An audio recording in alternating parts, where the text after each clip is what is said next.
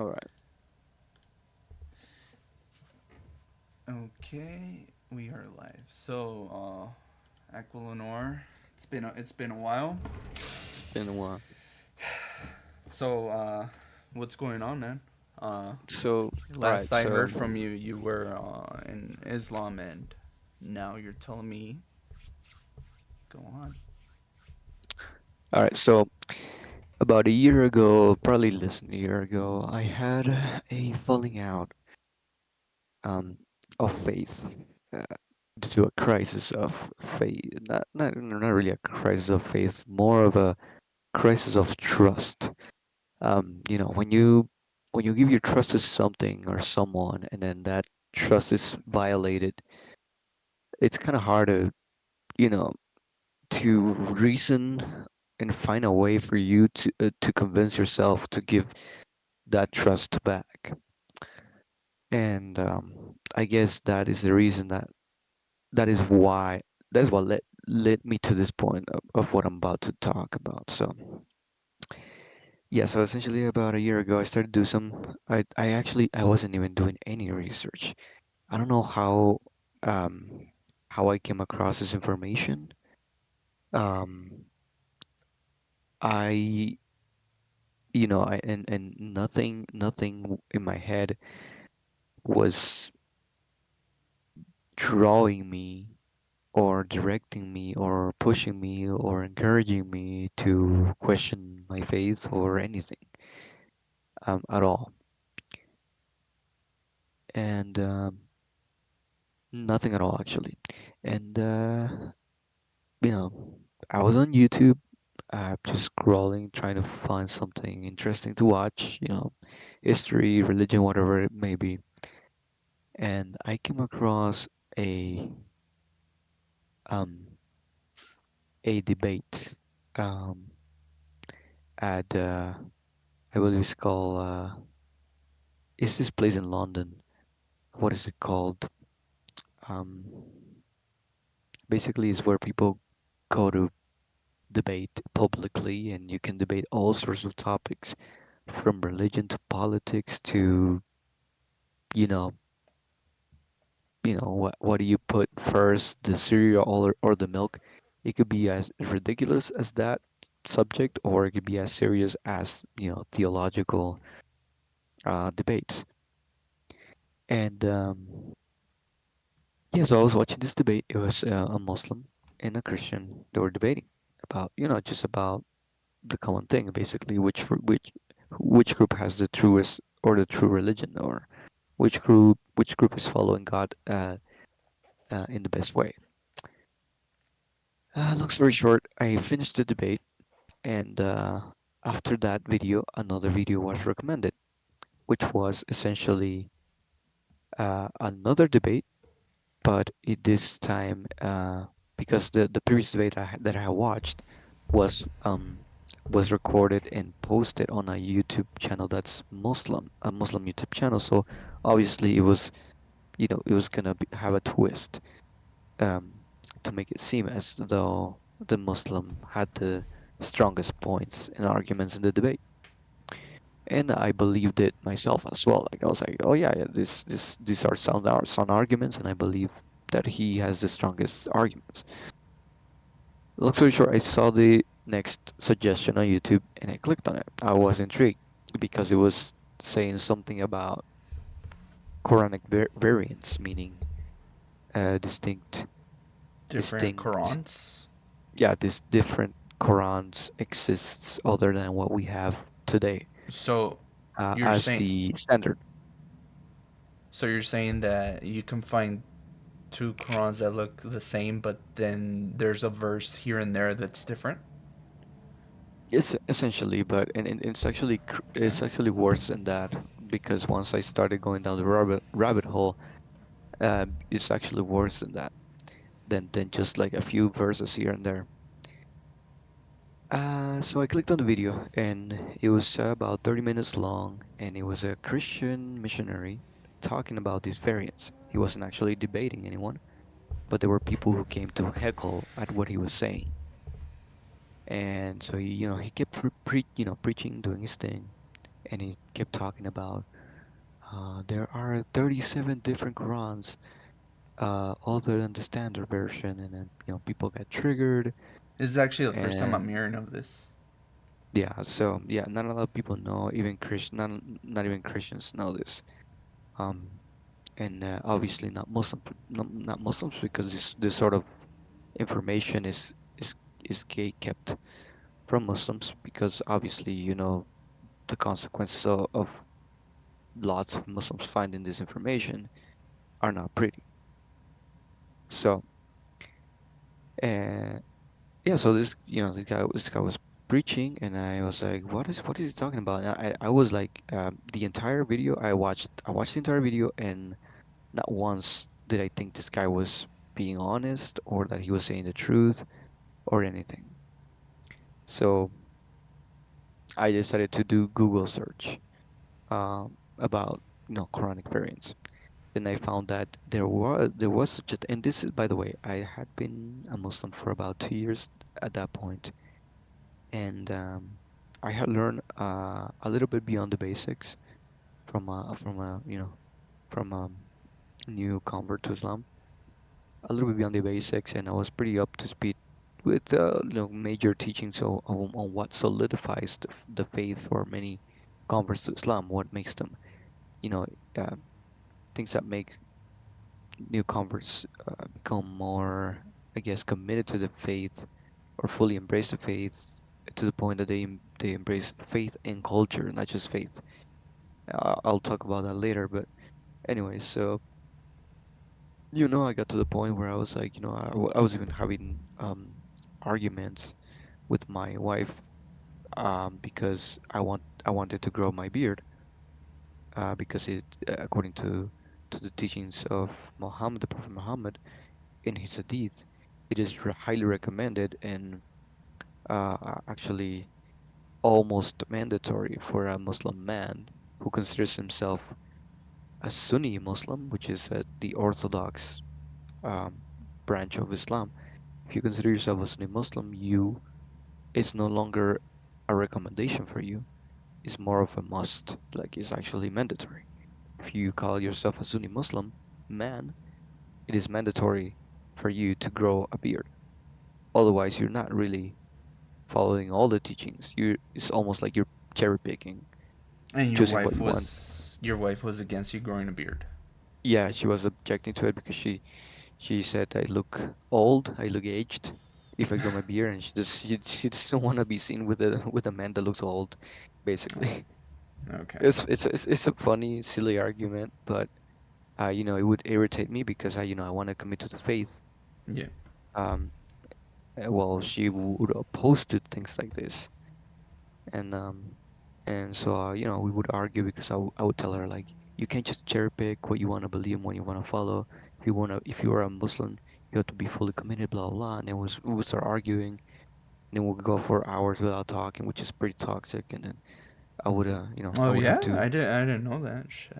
yeah, man, yeah, Damn. and then That's so I would have to, I would have to grow up here and then go up to my wife and then try to make things better because well pretty much no one here is at fault essentially, um, because it's just an argument of based on disagreements. It's not like she offended me or I offended her.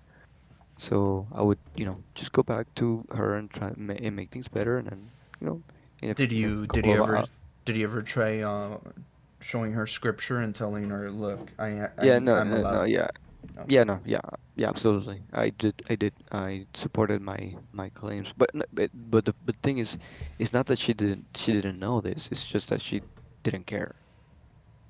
She was just opposed to me growing a beard, regardless of whether it was in the hadith or not, and whether it was mandatory for a Sunni Muslim man to do so or not. It was, more about it's disgusting. I don't like it. You can do it, but I'm not. If we go out, or if you want to go out, you go by yourself. I'm not going out with you, like that sort of stuff. Like Okay. basically it would. Question. Yeah, Is there something that you don't like that she did and then you asked her to change it? not really, no, No? Oh, okay. no. Go on. Not really. Yeah. So yeah, it was more of something that she just didn't like, out of preference, I guess. And I Yeah, understand, that makes sense. yeah, I understand too. So I was like, whatever. Um, so from time to time, I'll be like, I would just let a few hours go by so that both of us would calm down, and because I don't like the whole idea of living in a household with someone and fighting all the time. So once the waters cool down, and I would just go back to talk to her, make things better, in a playful manner, and everything is fine after that. Thank God. But yeah, so uh, uh, I was trying to commit to the faith like completely, and this is why I thought this guy who was talking about Quranic variants, I thought he was full of crap, Hmm. and and I decided to do my own research, and so I found that there are um, Indeed. seven Quranic variants which are accepted by Quranic scholars as valid or authentic, meaning that whichever of these seven Quranic variants that you memorize, all of them are equally valid and equally authentic, What? and they are all considered to be um, perfectly preserved revelations Oh of my God. god. Yeah. So, for example, like that, for example, this is just one example of many. In Morocco, they memorize a Quran that is completely distinct.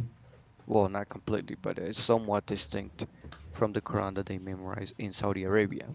That's just one example, and it's seven of them. So imagine, think about Turkey, Albania, think about Yemen, think about Iraq, think about Afghanistan, think about um, The Middle uh, East.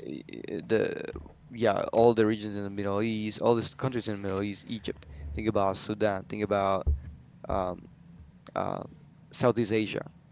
Where you have countries like Singapore, Malaysia, Indonesia, Thailand, Vietnam, which these last two have smaller Muslim populations, but they I'm pretty sure they all memorize the Hafs Quran, which is the most the one that's considered the most standard.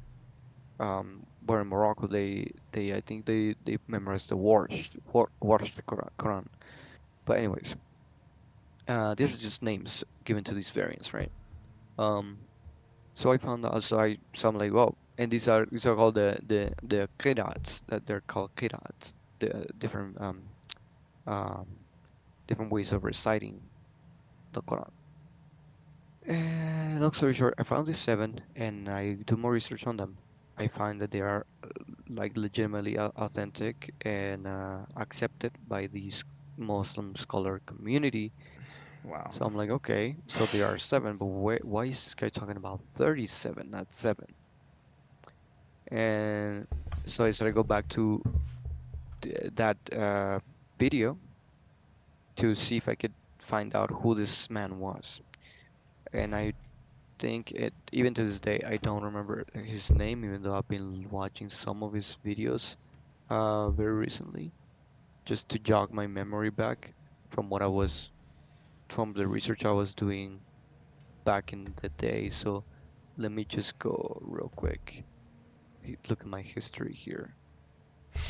Okay. There's some of the videos I watch have his name on it. Mm-hmm. Let me see. Jay Smith. Yeah, I was right. Jay Smith. I was gonna say Jay Smith, but I wasn't sure if that was his last name because Smith is such a common last name. So, um, but anyways, Jay Smith is a Christian missionary PhD. He got his PhD in Quranic manuscripts, and and so I decided to go back to that video. I found his name and I looked him up on YouTube. He has a YouTube channel, and he has other people on YouTube with with whom he collaborates, uh, you know, to talk about his research. Many of those collaborators are, just simply Christians, or some of them are actually ex-Muslims who converted to Christianity. And Man, if you are a Muslim who considers himself an Orthodox Muslim and who is um, so attached to his faith, even though I had only been a Muslim for 2 years, but I was so attached to the faith because I believed it was the absolute truth. Because the way when you're taught the religion, you're taught it in a way that anything outside that could put your faith into question is false, basically, or a trick of the devil or something of the sort to make you doubt what you're learning and to make you um, to delay your connection with God, basically. And um,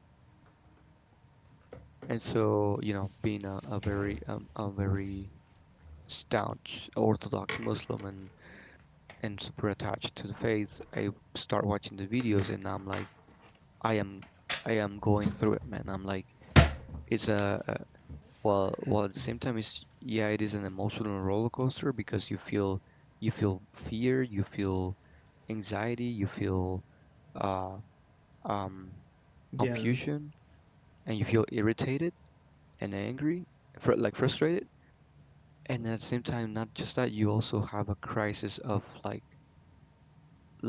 you like a veil was lifted from your face, and you were like, what the heck? Where was I? Like you still like all of a sudden you woke up from an unconscious state of mind.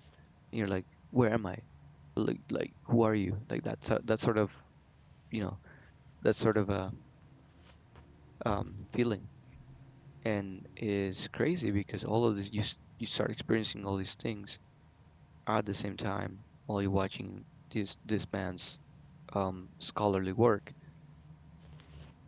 And so I'm like, okay, I'm gonna stop watching these videos because the thing is I started doubting his videos. Once I started going the deeper I got into the videos, the more the more of his connections I started knowing. So who his collaborators were. Like I said, some of them were just Christians, some of them were ex-Muslims who converted to Christianity, some of them were Jews.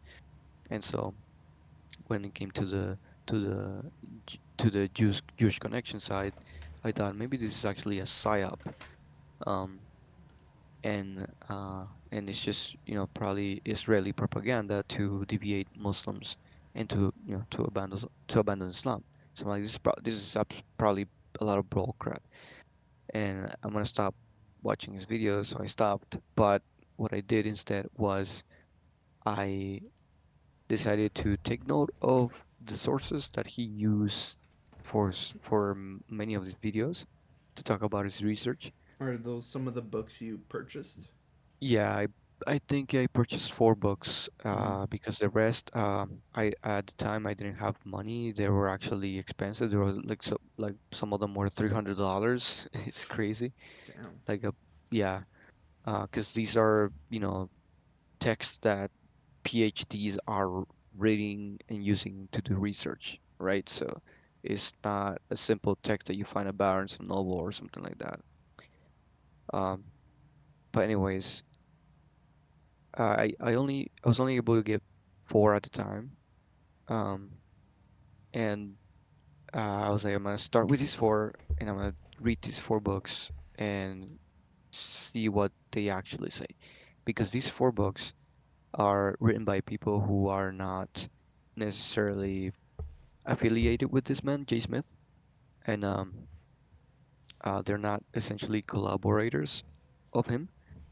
They are only scholars, like actual scholars, actual researchers. And Jay Smith only uses their textbook, not their textbooks, but their books that they Citations. wrote, yeah, to give citation and references and give examples of all the stuff that he's finding out. So obviously these are external sources and they're gonna be at least somewhat objective because they're not gonna they're not gonna side with Jay Smith, but they're not gonna side with the other side either. So I'm like, okay, this is the most objective way to go about it. I'm gonna read these books, and I started doing research on these books, and it's been about a year, and I've come to the conclusion that the books, they're objective. They're being objective about the findings, and they're saying the truth. What are the Um, findings? the findings are that there is about 59,000. There's about 59,000 or more, I think. Um, uh, corrections, um, uh, editings, insertions into what we know as the standard Quranic text. And these 59,000 variations are, you can see them all across the 37 different Qurans that have been found.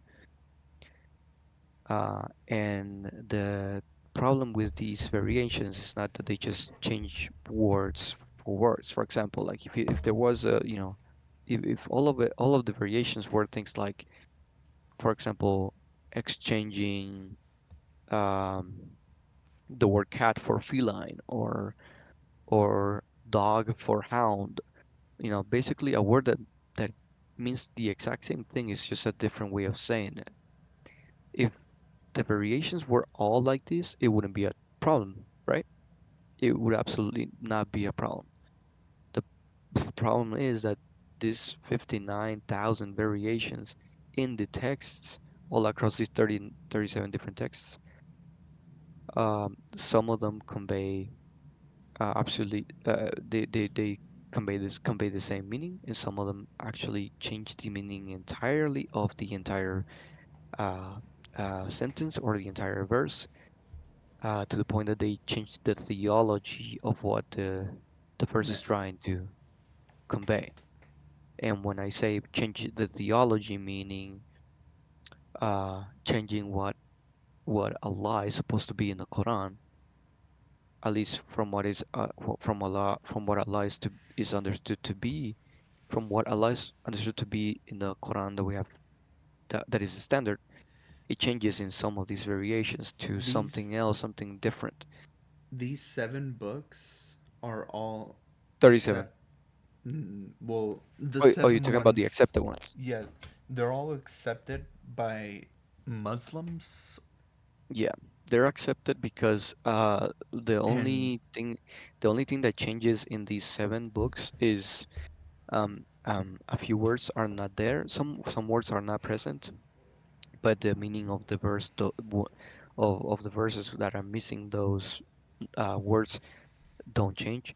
Some of the words are replaced by words that uh, convey the meaning in a better way, more understandable way, rather than an archaic language. For example, a good example for that is the old 1600, I think it's 1611 King James Bible has a very old style of archaic English. If you read it, it's very archaic English.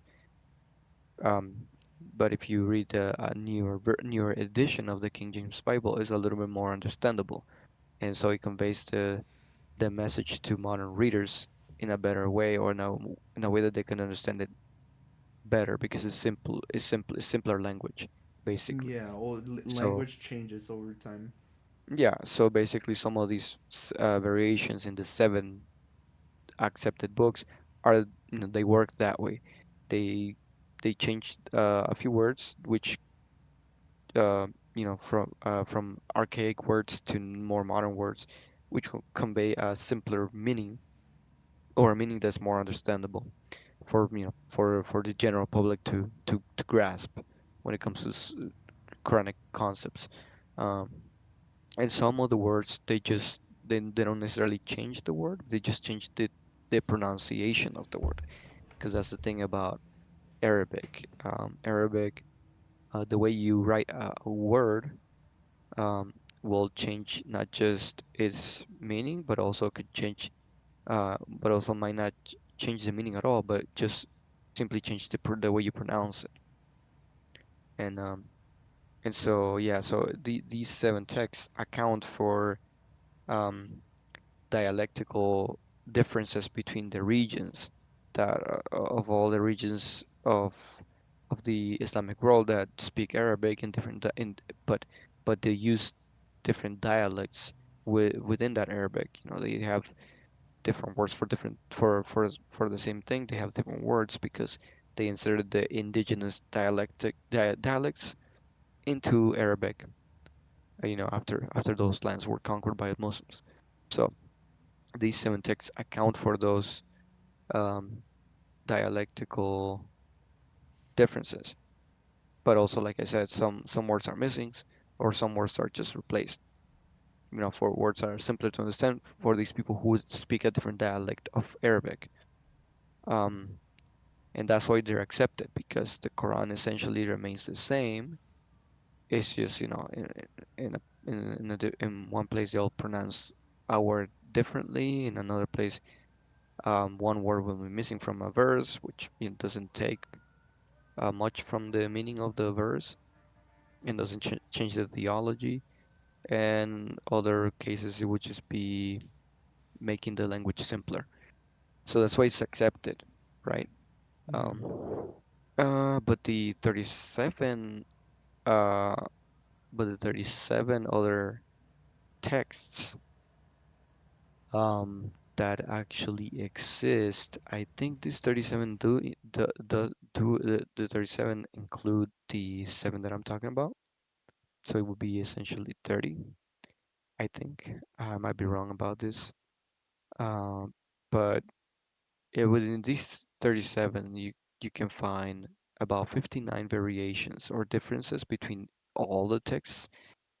And this is the work that J. Smith is doing. He's doing research on every one of these texts to spot what are the differences, what are the what are the variations, and in what is the what is the significance of these variations? Are they important at all? Are they just dialectical differences? Are they just making the language simpler? Are they just removing unnecessary words? What are they actually doing? What are these variations doing? Some of these variations are actually changing the entire theology of the text, and that's what what causes the problem. And what this and the problem is not just changing the theology of the text. The problem is it's actually if there are 37 different variants of the Quran, right? If they exist, which they do, And they um, contradict each other.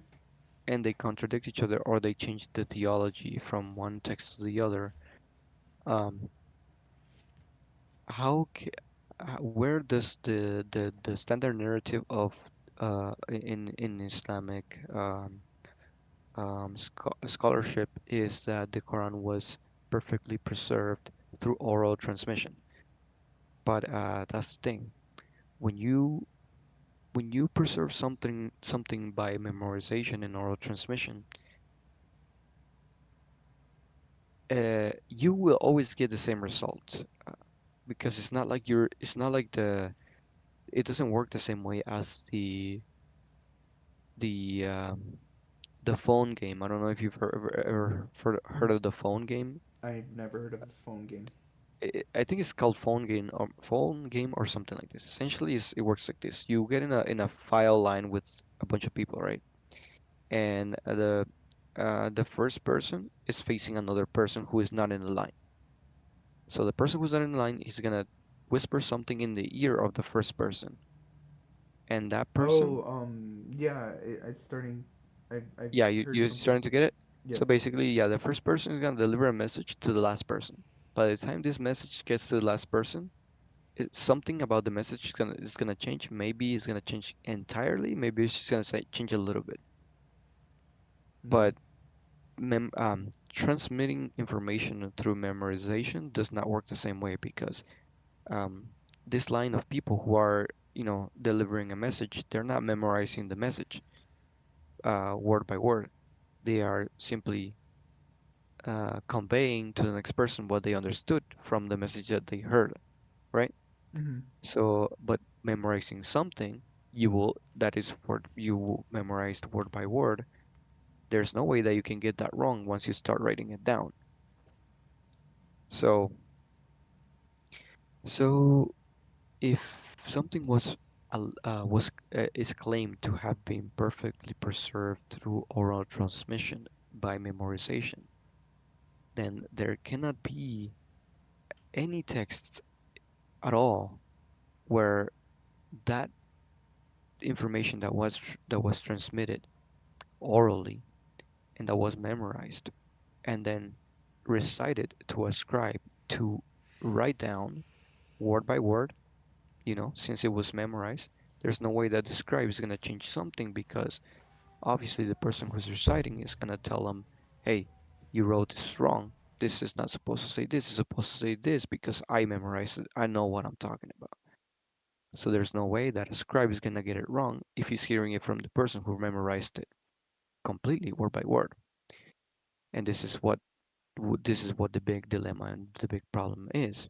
So if you don't, and the big claim about the whole perfect preservation claim, the big problem with that is a lot of Islamic authenticity, or rather a lot of the reason that many Muslims remain Muslims is because they believe that the Quran has in fact been transmitted or preserved, rather preserved perfectly, and has never been changed or corrupted or anything of the sort.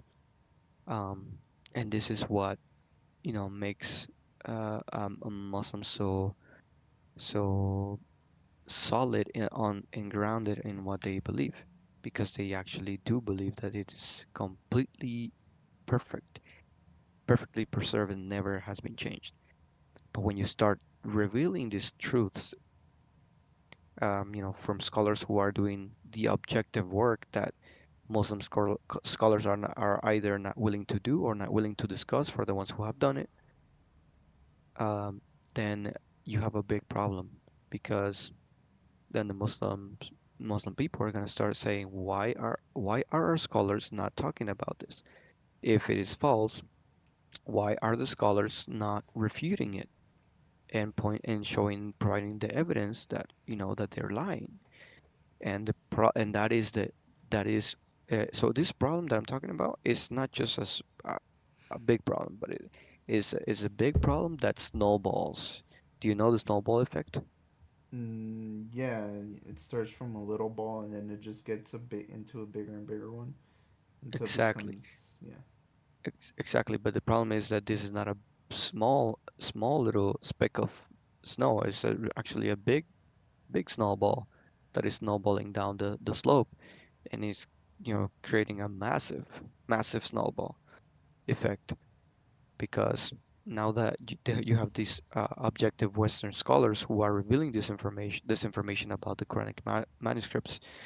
um, Now and with the access of the internet that now the Muslim world has, and especially Muslims who live in the West, now that you have this going on, Muslims who live in the West especially are encountering all this information and raising questions to their imams, to their their scholars, the people who are supposed to be the learned people in the faith, in the community. And what makes this a snowball effect is that these supposed learned people, these imams and these PhD Muslim imams, they cannot defend the stance that the Quran has been perfectly preserved. And in fact, there was one guy, very famous here in the West, but not very respected, because of the fact that he is considered a somewhat, I'm gonna say somewhat, because he's not really that liberal, but he's somewhat liberal. And I believe I understand why now that I heard a little bit about the background of his involvement in this issue. Uh, Now I believe I know why he's a little bit liberal, and actually he was accused by many of the more orthodox Muslims He has been accused of being at the forefront of the um, Islamic Reformation movement, which is still an ongoing movement here in the West for the reformation of Islam. They want to reform Islam because there are a lot of Muslim Western Muslim scholars who are not very orthodox because they decided to remain objective about about information, and they want to be sincere and honest about what the facts and what the evidence shows. So these Muslims, they no longer believe that, the whole preservation idea is true, and so they want to reform Islam to make it, uh, at least more feasible for the Western masses. Just like Christianity had to undergo a reformation because it was, ultra orthodox at one point. Um, they essentially want to do the same with Islam, and this guy has been accused of being at the forefront of that movement, and I believe I know why. So the reason why was when he was doing his PhD at Yale University, he encountered this information about the Quranic manuscripts. So he has seen the evidence, he has seen the reports, he has seen the research that has been done on this subject. He has seen it, and so he that's why he has no honest way to deny it. And when and one time he was doing an interview with like a little podcast interview with a very known Muslim, well-known Muslim named Muhammad Hijab, and Muhammad Hijab decided to ask him about the preservation of the Quran. And long story short, this other guy, Yasser, his name is Yasser Qadi.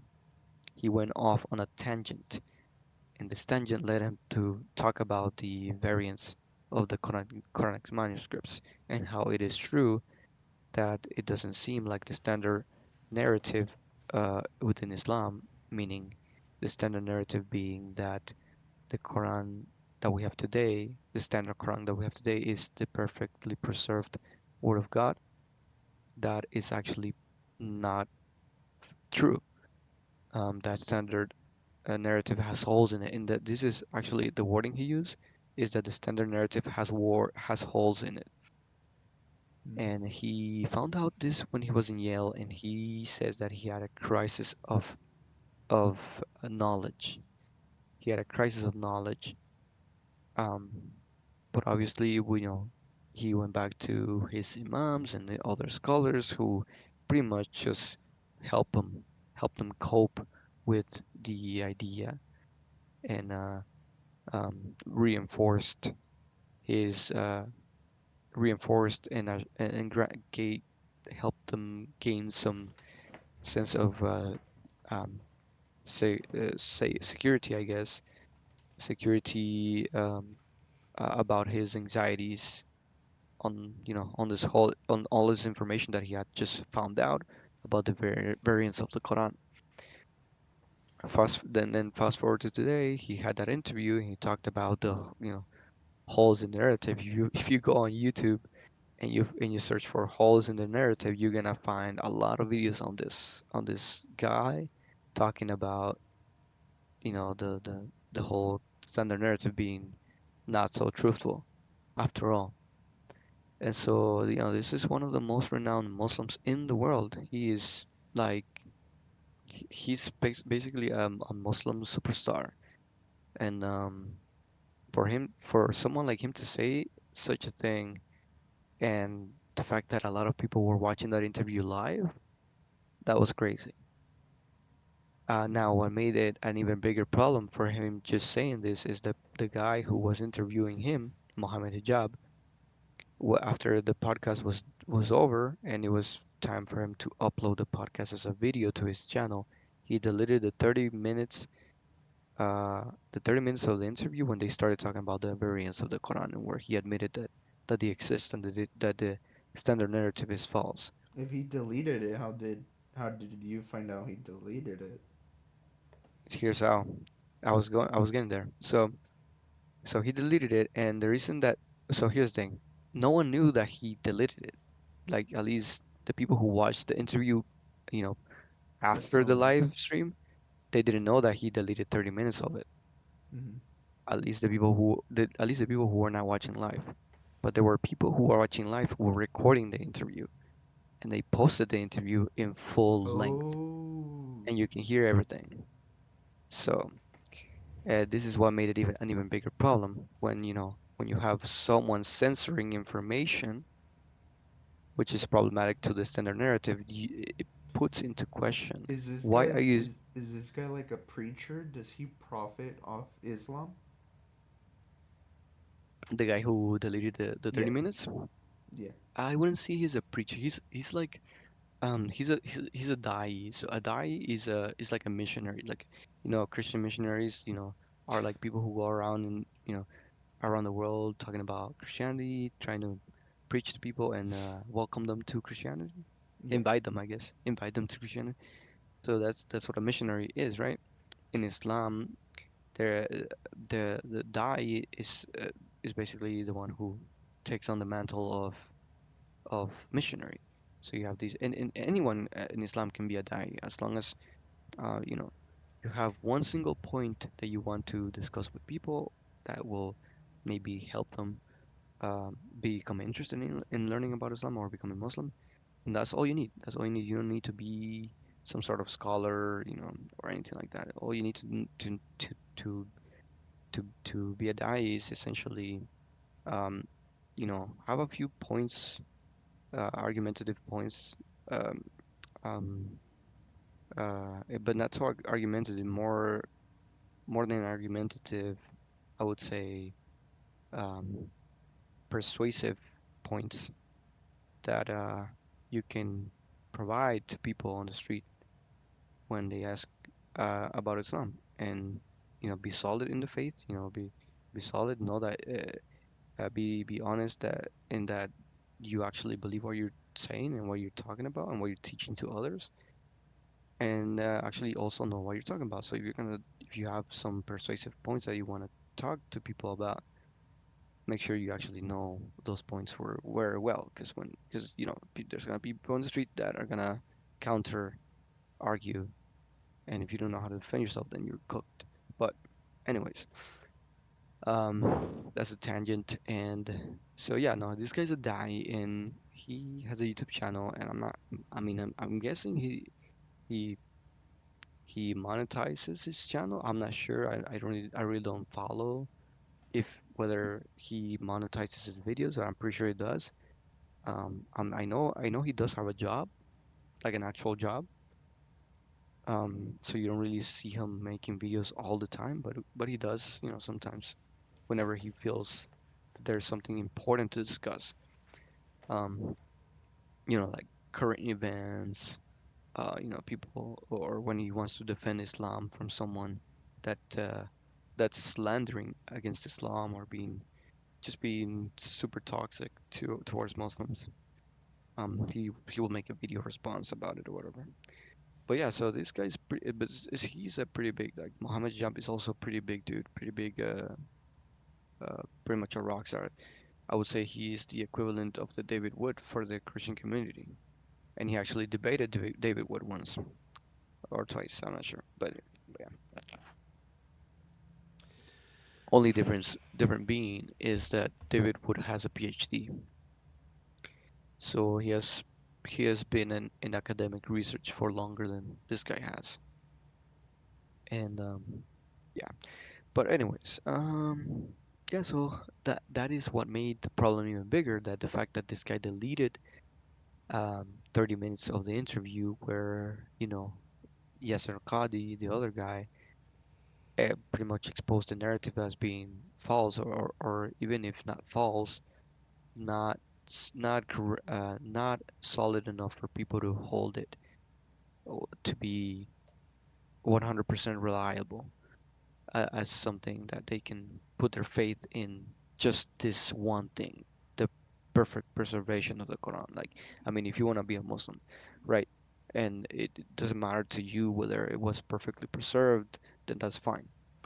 But once you start going down the rabbit hole, the the the not so truthful perfect preservation of the Quran, you start finding out even more things that are, you know, um, put into question.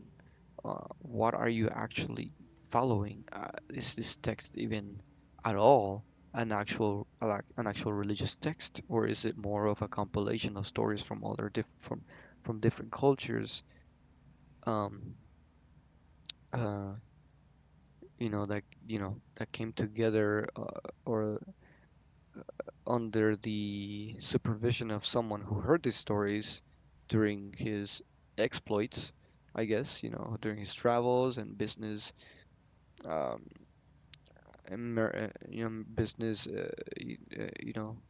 exploits, going here and there, conducting whatever business he had, and then hearing all these different stories and mythos of all these different cultures, and then compiling it to fit a certain narrative, um, which is what I consider the most valid or the most likely scenario, because of the fact that there are historical inaccuracies and all throughout it, and just plain things that make no sense. Also, concepts that were taken from biblical scripture, but that um, not concepts rather, but passages, entire passages taken from biblical scripture, and then completely after you read the passage that is almost exactly what you read in biblical scripture, it changes to a different subject immediately, almost as if,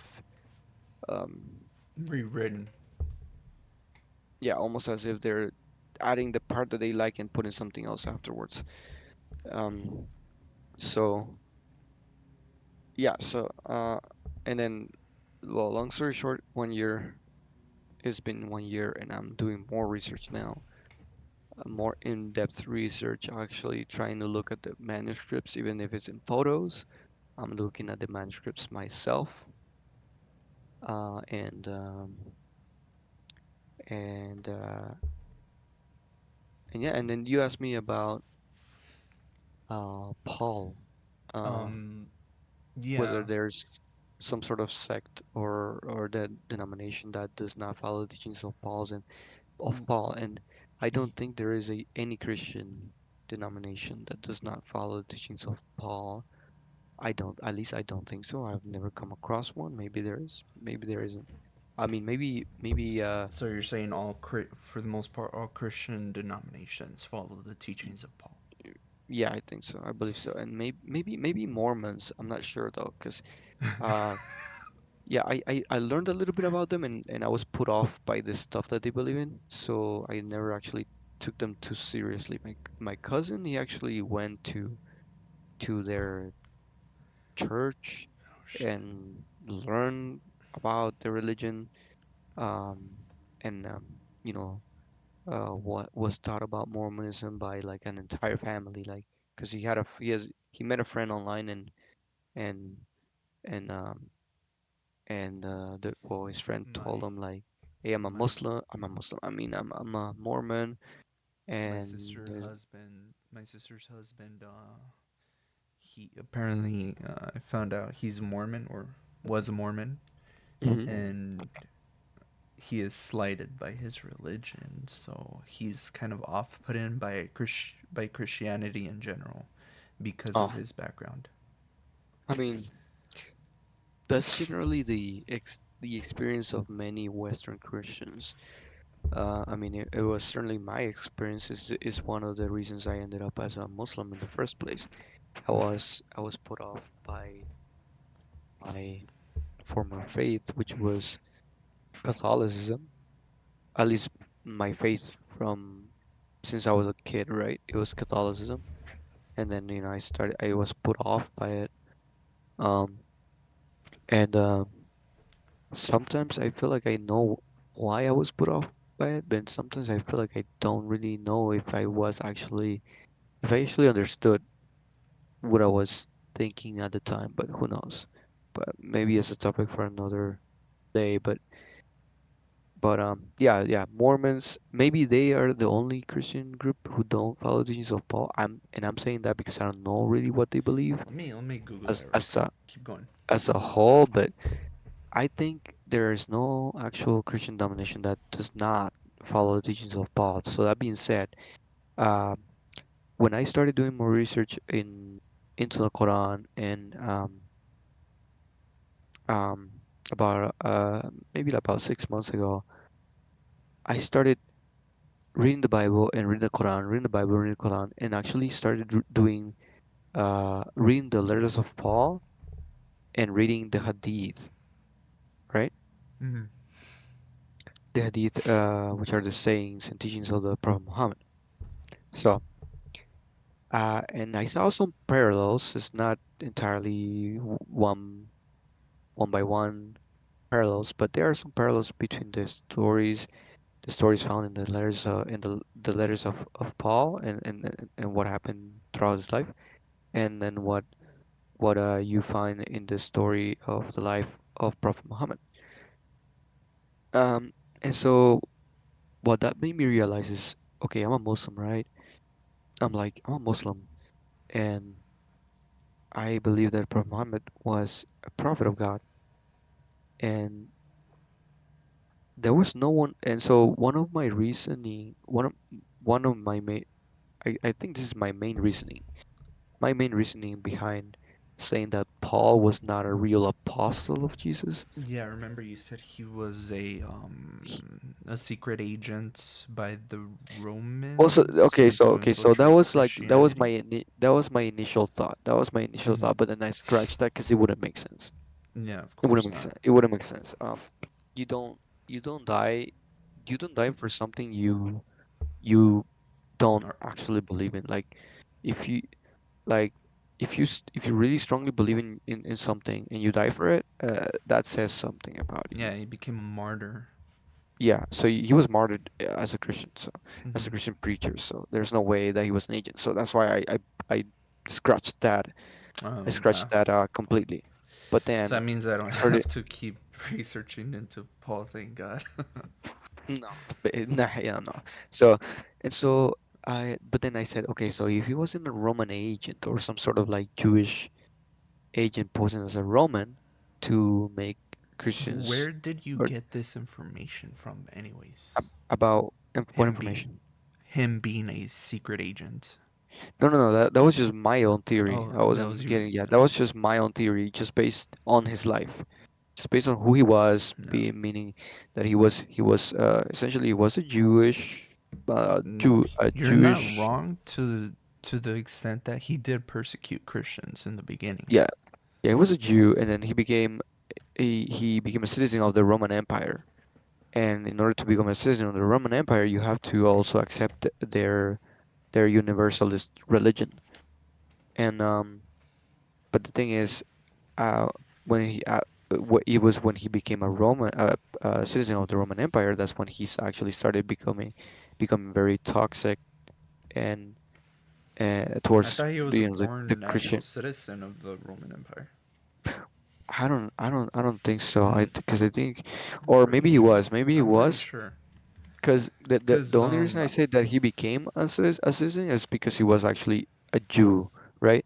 And Jews didn't necessarily uh, were not necessarily considered Roman citizens. They were just a people whom the Roman Empire uh, were uh, how can I say it? They they were were just like they were migrants. just yeah, they were just like a protected group basically Dude, that they've fell been under the Roman protected since that time. Yeah, they've been. Yeah, well, I mean, they had to pay. Obviously, they had to pay the Roman Empire a lot of money for protection, similar to what the Muslim jizya tax came to be. They got that from the Roman Empire. The Muslim jizya tax is basically when you have a group of people who are underrepresented in your land, and they do not want to be for they do not want to convert to Islam, but they also don't want to. give you any trouble. They just want to live in your land. Then you charge them a tax for living there as and becoming uh, protected peoples under the Islamic Caliphate. So they have to pay you a jizya tax. This jizya tax comes with and only people who can afford it can have to pay it. But this jizya tax comes with pros and cons. For example, um, you cannot join the military in that land and fight for that land, no matter how much you love that land. But at the same time, I guess that would be a pro, right? But a con would be that you cannot preach your faith to other people. You cannot invite other people publicly to join your faith. A person who wants to join your faith has to come to you privately and personally. You cannot go out and preach All right. and So evangelize. let's get back So to Paul. yeah, let's go to Paul. So I was like, okay, I'm looking at, I'm doing research on Paul's story and his life, I and can give you more information on that though. Later on, we'll talk about that. yeah, yeah, for sure, for sure, for sure. Because Go on. I didn't, my research was not extensive. It was just, I was just trying to revise my stance, and I was actually, you know what, it's funny. I came to study because the thing I was doing, I was like, okay, I'm gonna prove that Paul is such a liar, loser, or whatever. I was being such a jerk, bro. And I was like, I'm gonna prove that Paul is this guy and this and that, and I'm gonna prove it by making by grabbing studying the story life story of Prophet Muhammad and his hadith and his life story, and showing how he was an even better uh, uh, religious figure to follow rather Then than Paul. Paul. Hmm. And so I started doing, back and forth, like, okay, I'm gonna look into this for in Muhammad, I'm gonna look into this in Paul, blah blah blah blah blah. Long story short, um, I realize I get to the part when they both become, well, not prophets, but at least not for Paul, but where Paul, I get to the point where Paul becomes an apostle and starts his ministry of evangelism, and then where Prophet Muhammad becomes a prophet. And the stories are super similar. They only have one uh, difference that is a very important difference. One, actually, they have several differences, but you have to go way too deeper on that. I'm gonna go on surface area differences. Just we're surveying the whole subject. Yeah.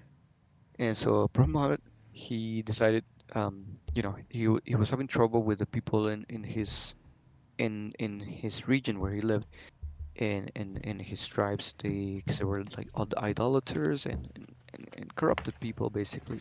So he decides to go away and go into a cave and meditate, and meditate on God and oh, excuse me, and try to connect with God basically. Because at this point, Muhammad is believed to be a monotheist, but he doesn't necessarily have or adheres to any specific religion, because this group of people in this region of Arabia don't actually have a monotheistic religion. The only the only formalized religion in the area was pagan and idolatry.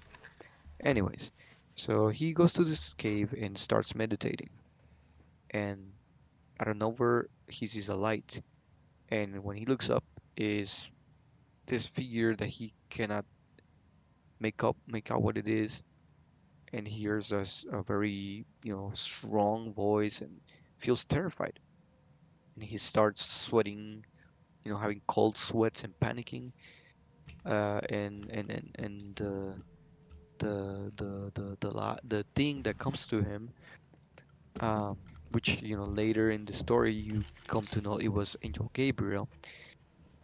uh, this thing that comes to him forces him to bow down and read from a Quranic text that is placed in front of him. And obviously, if you read the story of Muhammad, he was an illiterate man. He did not know how to write or read.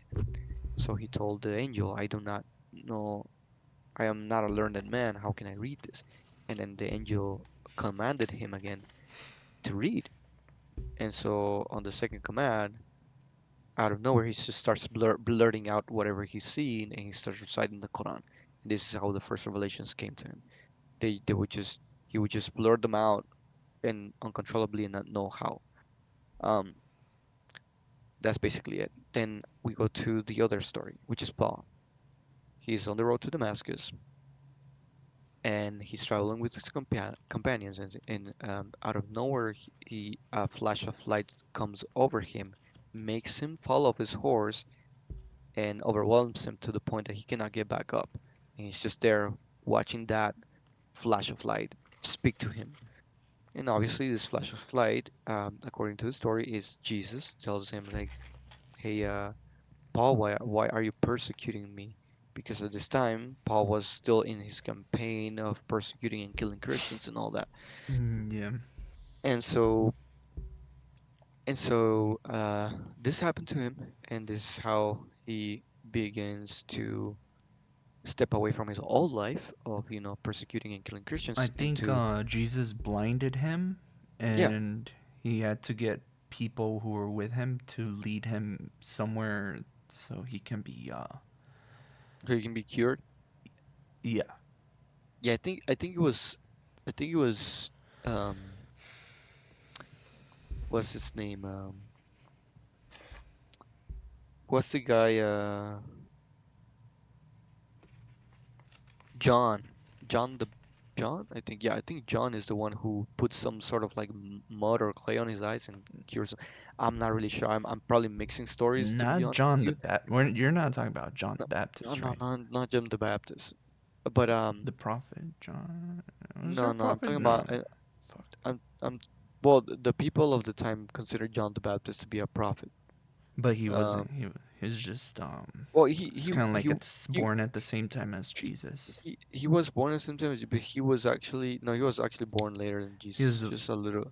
But he was actually, I think he was like preaching about the coming of the Messiah before he he came. yeah, he was the one who baptized Yeah, Jesus. yeah, yeah. And so no, but I don't remember who. But yeah, I think you might be right. But yeah, like this flashlight comes over and overwhelms him. He cannot get back up, and he's just seeing this light talk to him. And, it tells him like, "Whoa, stop persecuting me. Now you're gonna follow me and basically preach You're mine now. You're the my gospel." Yeah, follower. he's him.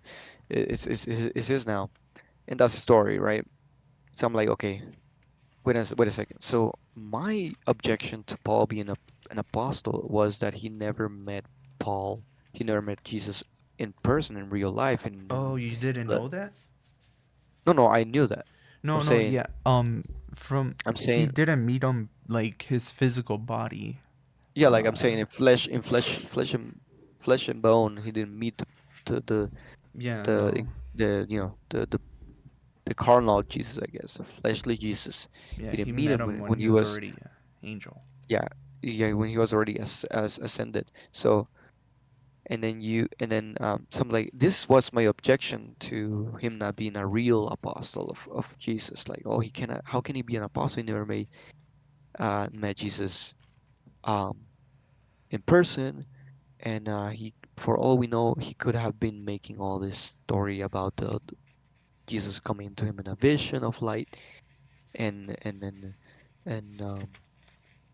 this was my entire objection, my entire argument, which is a very weak argument, at least for a Muslim to make. Uh, Like for a I Muslim to make, I I no, like to say I like to say everything is valid until proven wrong. no, Or this, well, this, there's a I'm or more so saying, everything is worth considering yeah, until yeah, sure, but I'm not talking about that. I'm talking about it is a weak argument for a Muslim to make, and I'll explain why. Like if someone else makes this argument, fine, it could be a good argument, but not for a Muslim to make. You cannot be a Muslim and make this argument about Paul. I'll tell you why. Because you could, yeah, you'll see. But anyways, so I'm like, oh yeah, Paul is definitely not an apostle. He was a liar, blah blah. He was. he would just probably want a cloud or just probably want to make his own religion, blah blah blah blah blah. This is a very like very common Muslim argument about Paul, right? Hmm. Uh, and so I'm like, wait a second. The stories of Muhammad and Paul closely resemble each other. Not They quite. are I've read the story they're of they're Muhammad. absolute. No, but I'm talking about just the time when they became when they started their ministry basically, Uh-huh. which are the stories I was talking about. When the angel came to Muhammad in the cave, and then when Paul fell off his horse and rode to Damascus. Those are very similar circumstances. The only but then I started saying like the only difference is Paul was with his companions, with his traveling companions, and they saw what he was experiencing. Muhammad was by himself in a cave.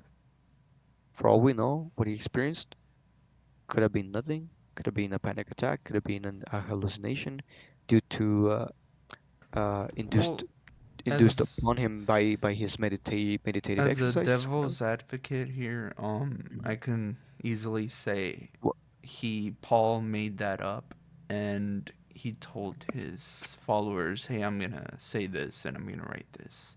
Just go." Sure, sure. Yeah, I mean, right now I'm not debating, dude. I'm Okay. trying to tell you why I no longer think that Paul, or I no longer think that Paul Was a is, secret agent. and yeah, or Granger, or I no longer think the same way that Okay. I did as about Paul. I'm just trying to explain to you why I think this. I'm not trying to debate whether Paul is really an apostle or not. We can take that somewhere else, some other time. All right. But anyways, so if you're a Muslim and you try to argue that Paul is not an apostle because he didn't meet Jesus in person, well, how can you argue that when the the prophet that you follow was by himself in a cave having visions that only he saw, that only he witnessed, that there were no eyewitnesses, no evidence of this happening. And for all we know, it could have been, like I said, hallucinations induced by meditative exercises because he was actually meditating in the cave. He wasn't just sitting around, he was meditating. And meditative exercises can make you see things, can make you hallucinate. It could have been a panic attack. It could have been sleep paralysis if he fell asleep in the cave. It could have been a demonic possession, or it could have been just made up. Funny Because that you mentioned that. I believe the Bible says something of the kin to "Don't leave your mind in blank." I would have to find the I verse. don't know, Sorry, keep going. I don't know, but yeah. So as a Muslim, you cannot confront Paul in this way because then you expose your own prophet to the same standard because he no one saw him have his revelations. He was always by himself. So how can you say that he was actually having revelations when no one actually saw what was happening? For all you know, it could have been made up, and he could actually be, some sort of agent trying to make up his own religion, out of stories that he was hearing around during his travels. Yeah, So the other proof that you've given me so far is more enticing to me. Like you showed me pictures of or yeah, yeah, scriptures where it looks like they have erase marks on the Quran. yeah, yeah, That yeah. that's pretty Yeah, I mean, significant. yeah, we'll look into those, sometime soon. But when w- you'll know, like, well, I'll let you know whenever I'm ready to break that down. We're gonna break that down PDF by PDF because I made them into PDFs. So, but anyways, so yeah, so as a Muslim, you cannot argue against Paul like this because at least Paul had companions traveling with him when whatever happened to him. Whereas Muhammad was by himself, so he could be making everything up. And the fact that he was actually panicking and rushed to see his wife, because he was frightened by his experience. That doesn't help the case because witness, being with an angel should not make you feel panic or fright or fear. Yeah, When when my book that where I'm studying about Islam as Mhm. well, it Mhm. says that yeah, Muhammad went to a mountain cave called Mhm. Gahar Hira for meditation. He claimed that it was one of those occasions where he received the call to be a prophet. Yeah. Da, da, da. And then later on, an angel identified as Gabriel commanded him to recite the name Allah, Muhammad, the name of Allah. Muhammad Mhm. failed to respond so the angel caught him forcefully and pressed him so hard that he could not bear it anymore. Then the angel Yeah. repeated the command again. Muhammad failed to react, so the angel choked him again. This occurred 3 times before Muhammad started to recite what came to be viewed as the first series of revelations, yada yada, yeah, of the Quran. Yeah. So that was a Yeah. that's a pretty violent interaction. Yeah. It's a pretty bad interaction, and I don't think an angel would do that. And I mean, think about it.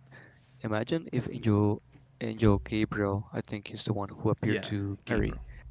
Oh, Yeah, yeah. to Mary when he delivered a message about the about Jesus, being basically putting his in her womb, and and like Mary, you're gonna have a child, and she said, how can I? I've never been a woman, blah blah blah, and that was it. That was the whole interaction. It was just very calm, very peaceful, obviously very direct and quite shocking for Mary, but she wasn't in a panic. She wasn't frightened. She wasn't choked. She wasn't forced to take you know the pregnancy. She was just told what was gonna happen, and that was it.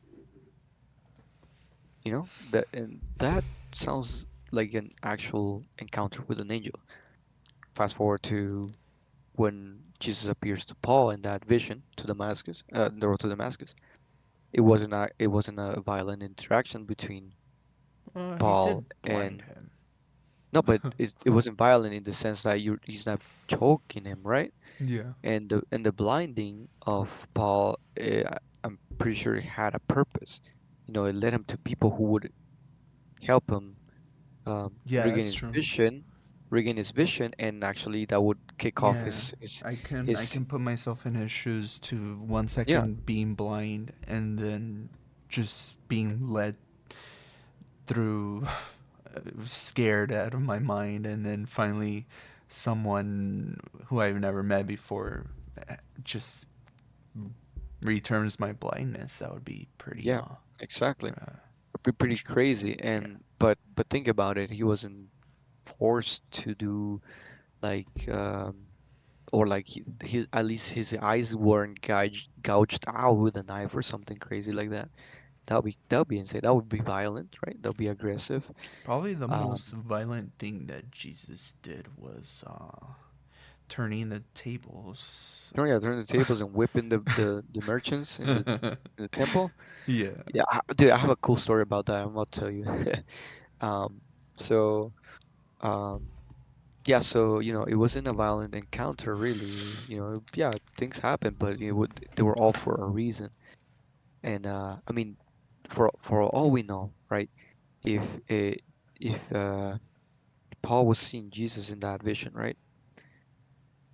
Paul being a Christian, a Christian killer basically, or a person who persecuted Christians, and Jesus coming to him, Jesus had every right to just freaking grab this man and toss him in the ground, punch him in the face, and do whatever he wanted, because he was killing his people, right? Yeah, but that's not the But person but that's Jesus not the is. yeah, that's not the The person person he exactly. was. Yeah. Exactly. So imagine that. That's not what Jesus would do. Because Well, he what? knew what was gonna happen to him when they came for him when he was with his apostles in the Hmm. forest, Yeah, yeah, and no, they absolutely. came from him. But what I'm saying is, They had swords. this, They all had swords, I think. yeah, And yeah, he told them sheath your swords. And one of them, I don't recall who, but he sliced off the ear of someone. But Jesus helped yeah, this man, yeah, and they could have gotten away if they yeah, wanted to. yeah, absolutely. So it's out of character, right? Yeah. And it would also be out of character for an angel to choke you and force you to do something, right? Even if it's reading the revelation of your God, it's still out of character for an angel to be violent and aggressive to you, regardless. What also doesn't make sense is that after this encounter with Angel Gabriel, where he forcibly makes Muhammad read, after that, the entire time that when during the lifetime of the Prophet, when he meets Angel Gabriel again and again and again and again, when How many because times does he meet him? I don't know, many times I'm because Angel sure. Gabriel is the one, yeah, Angel Gabriel is the one who brings him the revelations, right? Yeah. So he's every time Angel Gabriel comes is because he's about to reveal something. I think in the Bible it's different in the sense that inspired by God, meaning the information was probably projected into their minds when they Yeah, wrote because the yeah, Bible. because they had visions, they had visions and dreams, so they were drawing inspiration from their dreams and visions. That is why they were inspired. But this is different. It was it was a man being visited by an angel and being given the um, word by word to him from God. So, but all those interactions after that first interaction, every other interaction was actually very peaceful, was actually very loving. If you read the story of Muhammad, you would see how much Angel Gabriel loved Muhammad. Actually, he cared about Muhammad so much. So yeah, um, it's funny that there's this crazy part where Angel Gabriel is absolutely very aggressive towards Muhammad, and after that, it's all love and peace. You know, that's And very that's aggressive contradictory. for no reason. Exactly, because yeah, because you could just tell him like, okay, look, I brought you this. I know you don't know how to read, but this is from God, and God will give you the ability to read. So go ahead and read it. So I mean, that would be more in character for an angel, right? Yeah, that aggression was so uncalled for. So unnecessary, yeah. But man, hey, it's profit. So, anyways, but yeah, so this is why I was like, wait a second, I'm kind of stupid about this. I'm being stupid about this. I'm judging Paul. I'm judging Paul in a way where if I were to judge Muhammad, Muhammad would fall through the cracks a lot easier than Paul because Muhammad has no one to even corroborate that what happened to him happened. You know, at least Paul had a few companions with him, saw him fall off his horse, and even if they only saw that, at least they saw something was going on that was out of the ordinary. Why would he fall off his horse? No. So um, yeah, so I was like, I'm wrong about doing this. This is not this is not actually honest and not actually objective because I'm not looking at how that can be turned around, you know, on me. If I were to continue to argue that Paul is not a real apostle based on these things, on these objections of mine, these objections would be um, completely destructive again if used against Muhammad. So that's what made me backtrack about Paul, and I started actually reading more of the New Testament and more of what Paul actually taught, and that's when I came to realize, wait, this man actually died for his beliefs Yeah, he did. as a Christian. This And this in jail, this I man was think a he yeah, was this man was a jailed martyr. for a couple years. Yep. Yeah. So he was a martyr, and if he was actually just faking it all, and he was just trying to gain clout, he could have easily just said, I take back everything I said. I'm not a Christian. Screw the Christians. Like, he could have easily said that if he was actually a fake, you know, fake apostle, if he was faking everything. But he actually, you know, took it like a champ and was martyred for it. So, so that's what made me backtrack, and I was like, and reconsider my stance on Paul. And well, since then, that was about 6 months ago, and 6 months, fast forward 6 months, and I've been reading a lot of the New Testament and his teachings, and trying to understand how Christianity has come to take his teachings to basically build their religion, and from Mm, from from the concept I didn't really understand what you meant by that, by what do you mean? Christianity being made by Paul, until Hmm. I decided to look in the back of my Bible, because there's a Hmm. specific part in one of the pages that shows you who wrote which books of the Bible, and it seems Mm, like I didn't realize it, but yeah, it seems like, yeah, Paul wrote probably a bunch of the New Testament books. So yeah, now I realize what you meant by that, by yeah, that Paul's teachings are the foundations of Christianity. yeah. But you know what? It's funny, and here's the thing.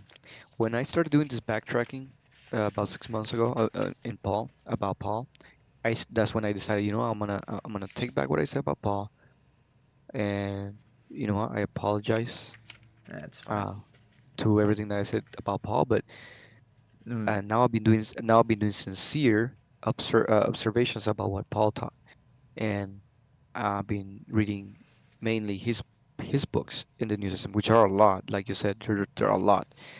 But the whole idea that Paul created Christianity, I don't want to say it's false, but I don't like that statement anymore, because it's a Muslim argument basically. It's a Muslim argument, which is a dishonest argument. It's a dishonest argument. Uh, because you can use that against Islam as well. In what way? You can say that Muhammad was the one who invented Islam, because and you might say, and everyone who might be listening, and everyone who's not actually very learned in the whole Islamic theology, um, everyone else might say, well, but you didn't say anything that's false. Muhammad did actually invent Islam, but you'd be wrong, because if you are a Muslim, you are taught that everyone from the beginning, since Adam, is a Muslim. Everyone from Adam up to you nowadays was a Muslim at one point. And humanity just became corrupted at some point, and people started worshiping idols this here and there, blah blah blah. Islam started to become other different religions, such as Judaism, such as Sikhism, such as Christianity, and such as modern day Islam. But in essence, everyone is actually a Muslim, especially when you are born. When you are born in Islam, you are taught that every baby in the world, regardless of their parents' faith, every baby around the world is born a Muslim. It is with time that they learn the culture and faith and traditions of their family, and so they abandon their natural Islam, their natural state of Islam, and become whatever else they're going to end up as. Um, so yeah, so in Islam, the idea that Muhammad invented Islam is actually false. If you say that, you are wrong as a Muslim, because he did not. He just basically revived Islam from a state of dormancy, of you know it was dormant, it was lost, or it was hidden, and God had kept it hidden until the right time, basically. And that's the idea behind, if you say Paul created Christianity, well, then Muhammad invented Islam, and then you'd be wrong in both cases, because Paul, a lot of the teachings of Paul, if you read his books that he wrote, he references not only the Old Testament a lot and the prophecies about the Messiah from the Old Testament, but he also references the Gospels, meaning that he learned the Gospels from the apostles and he was preaching those Gospels as well as, you know, the whatever was inspired upon him from Jesus. So he didn't necessarily invent Islam. I mean, he didn't necessarily invent Christianity, but he was certainly I would say the um, absolutely crucial, if not the most crucial figure for the developing of an organized religion, which is, nowadays is Christianity. Is probably the most important figure after Jesus, obviously, but he's probably it's probably one of the most important figures. Um, but I wouldn't say he created Christianity because um, yeah, well, he started calling people Christians. He was the one who called people Christians. He never actually said like, oh, we are all in a religion of Christianity. He never said something like that. So it's not necessarily that you can't really say he created the religion when he never actually even hinted at the idea of creating a religion named Christianity. But in Islam, um, it's different, because Muhammad actually did teach that, if you want to follow Islam, your religion is now Islam, and therefore you are a Muslim, which is essentially creating a religion. Mm, right here, I'm reading in this book that when Hmm. Muhammad founded his new faith, the people of Mecca, uh, Hmm. even his own tribe, they Hmm. rejected him. Yeah, He was persecuted for 13 years yeah, and hated. yeah. He moved uh, to his center of What's the name activity. of that book? What's the name of that book? This book is called Mankind's Search for God. It talks about various religions Hang on. and uh, Oh, okay. myths and stuff. It's I it's can I can I can lead you to the location of this book if you're interested. I googled it and I see where you got it from, Yes, but I'm not yes. gonna say where you got it from. Well, I'm gonna leave it. anyone can Google it at that Yeah, I mean point. they can Google it, but Um, um, it's so here's what I'm gonna say. This book is actually um, I don't want to say I feel bad for the people who wrote this book, but I'm gonna say they have a good heart. I'm gonna mhm. say they have a really good heart. Whoever wrote this book, or the people who are involved in the process of writing this book, have a really good heart because they are giving you the standard narrative of each religion, meaning they're not putting their own biases on on those religions, on the how those religions actually, started. Because if you're telling me what you just said about Muhammad, that's essentially it's not a narrative. If you read external sources, you will know you will know why he was persecuted and why he was hated, and Mhm. you would learn also his response to that persecution and hate. But yeah, he was persecuted not only because he was preaching a new religion and trying to draw people away from paganism and idolatry, um, but also because he posed a threat, uh, because he was gaining popularity. He posed a threat to the people who had power, and him rising to popularity actually gave him this sense of superiority, which made it so that everyone who was not this is where the idea of everyone who's not a Muslim is essentially an inferior human being, and you have to become superior by adopting or accepting Islam. He was he was also a ruler. He achieved dominance over Mecca in Yeah, January of yeah. He 600. eventually Oh, overthrew the is Meccans. this violent? ruling? Uh, um, so here's the thing: many conflicts happened in Mecca, right? And a lot of these conflicts were, some of them were not violent towards the Meccans; they were violent towards the Muslims, and some of them were violent towards the Meccan and not violent towards the Muslim. Meaning, there were times where the Meccans were actually the aggressors, and they actually um, um, basically forcefully exiled the Muslim population, and they had to flee to Medina, for example. Like, well, there was one time when Muhammad had to flee to Medina because he was being persecuted by the Meccans. When he returned with an army to take Mecca. With the At reins that, of secular and religious control in his hands, he was able to clean out the idolatrous images from hmm the hmm Kaaba and from the Kaaba, yeah, establish it in as the focal point of for pilgrims to Mecca that continue to this yeah, day. yeah. Which, yeah, yeah, man. Idolatry. The people who wrote that book have a really kind heart, and it makes me feel a little. It makes me feel like very wholesome inside. Like I feel warm in my heart for the people who wrote that book, because they're it, It's it's like accurate.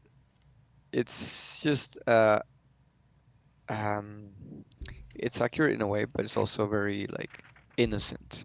So like it expresses a lot of innocence because the thing is, um yeah, he destroyed all the idols inside that were held inside the Kaaba, Mm-hmm. and ended all sort of idolatry, idol worship, and paganism in Mecca itself. Like, I mean, you can still be a pagan and an idolater, but you just have to keep it out of Mecca or privately in your home.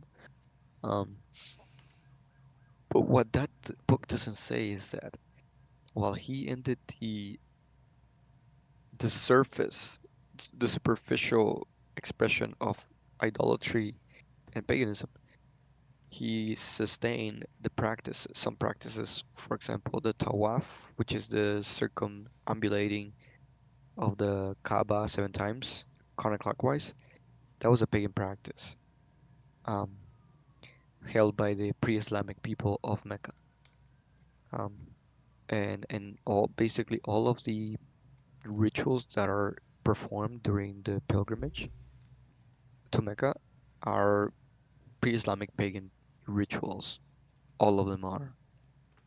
And that's what that book doesn't say, which is why I'm saying it's very innocent, which is wholesome, but that's what I'm saying. The people who wrote that book have a really kind heart, because the things that are, very injurious and to the faith, they won't say it. It's probably best that they don't say it. Um, but yeah, like, they got rid of the idols, but they didn't get rid of the pagan practices. You know, like kissing the stone, bowing to the stone, all that stuff. We're talking about the Yes, Mecca stuff like, pilgrimage, walking around yeah, 7 times the Kaaba mhm, and touch yeah, hair, kissing black stone. yeah. I'm talking about that. This from what I heard is a meteorite. Yeah, it was a meteorite that an ancient civilization that came from somewhere else. Not even It wasn't even people from Mecca, but people who migrated to Mecca basically and settled there.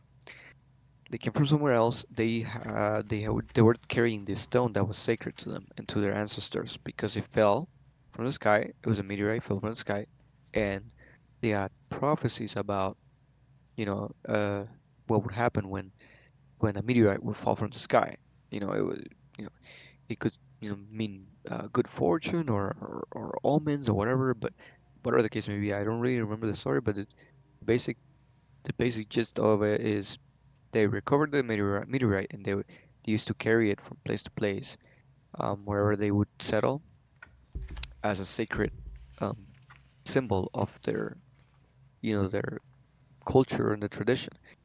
Eventually, because these people were idolaters and pagans, the whole idea of carrying from place to place to commemorate the day on which they recover the stone became uh, part of their idolatrous rituals. So they started carrying the stone and doing rituals around the stone and kissing the stone and bowing to the stone. Then from that, once they settled in Mecca, they decided to place it in the Kaaba and uh, and uh, and continue the rituals, performing the rituals there. They put the idols in the Kaaba, and yeah. So this stone comes from a tribe of like hundreds of years before Islam, who were pagans and idolaters, Mm-hmm. and they came carrying this stone. Um, and it didn't start as part of their religion, but it eventually became part of their traditional ritual practices to bow down to the stone and kiss the stone. Um, and then in the Islamic narrative, the reason that the stone is black is because it was initially white because it's a stone that came from heaven, and this is another story that they put in the Quran, and they grabbed it from another culture, which was the pre-Islamic peoples that came and settled in Mecca with the stone. Um, you know, Mm-hmm. the stone frame fell from heaven, obviously from the sky, and so they considered it a gift from the stars. In Islam, it was changed, and it was is a story is a stone that came from paradise, and it was a gift from God to humanity as a sign. It was a gift to hold as a sign meaning a um, as a sign that God is real, that you should submit to God, to Allah. And initially, the stone was white, pure white, because it was a stone that came from paradise.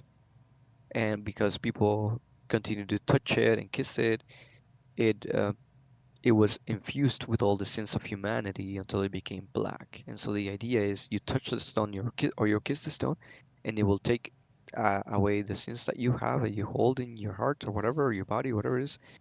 It will take those sins away and absorb them basically Okay, like a okay. Real sponge. question, real quick. So, if the stone absorbs sins, kind of like Jews need to murder animals Mhm, to mhm, mhm. absolve them of their sins. Yeah, the w- chickens. Yes. What? Oh my god, that thing Why? is so stupid.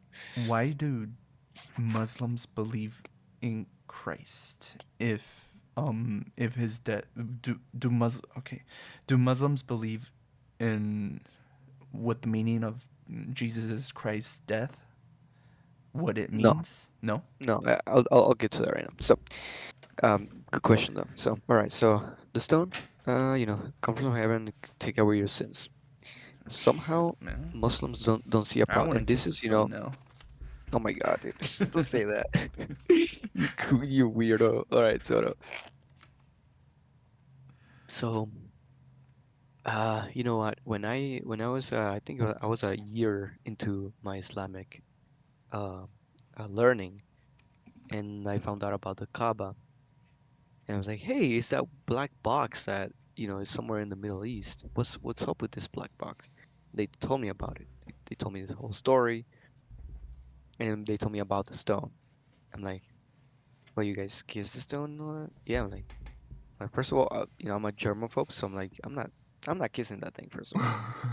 If other people are kissing that thing, I'm not kissing. I'm not even touching that thing, bro. But because now it's almost impossible for people to touch it because so many people want to touch it.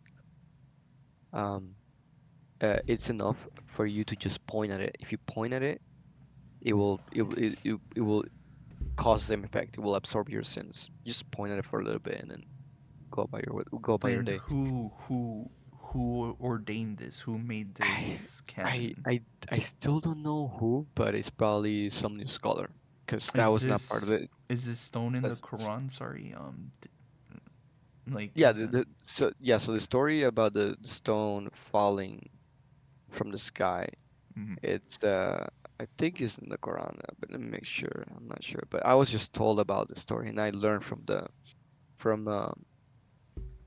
from going to the congregational services on Fridays. They tell you all the stories, the Islamic stories, and then some one of those days you're gonna encounter that they're gonna tell you about the stone. And I mean, there's plenty of YouTube videos too about the stone. So, but let me look it up real quick.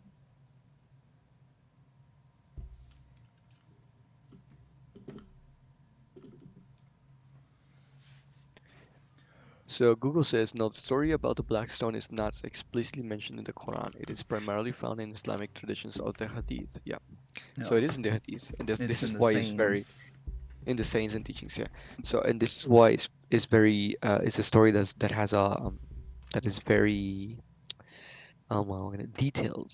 It's very detailed, right? Because the Hadith, uh, uh, as opposed to the Quran, the Hadith are very detailed reports uh, about everything, man. Like they teach you even like things about from how you should get out of bed when you wake up to the way you should put on your shoes.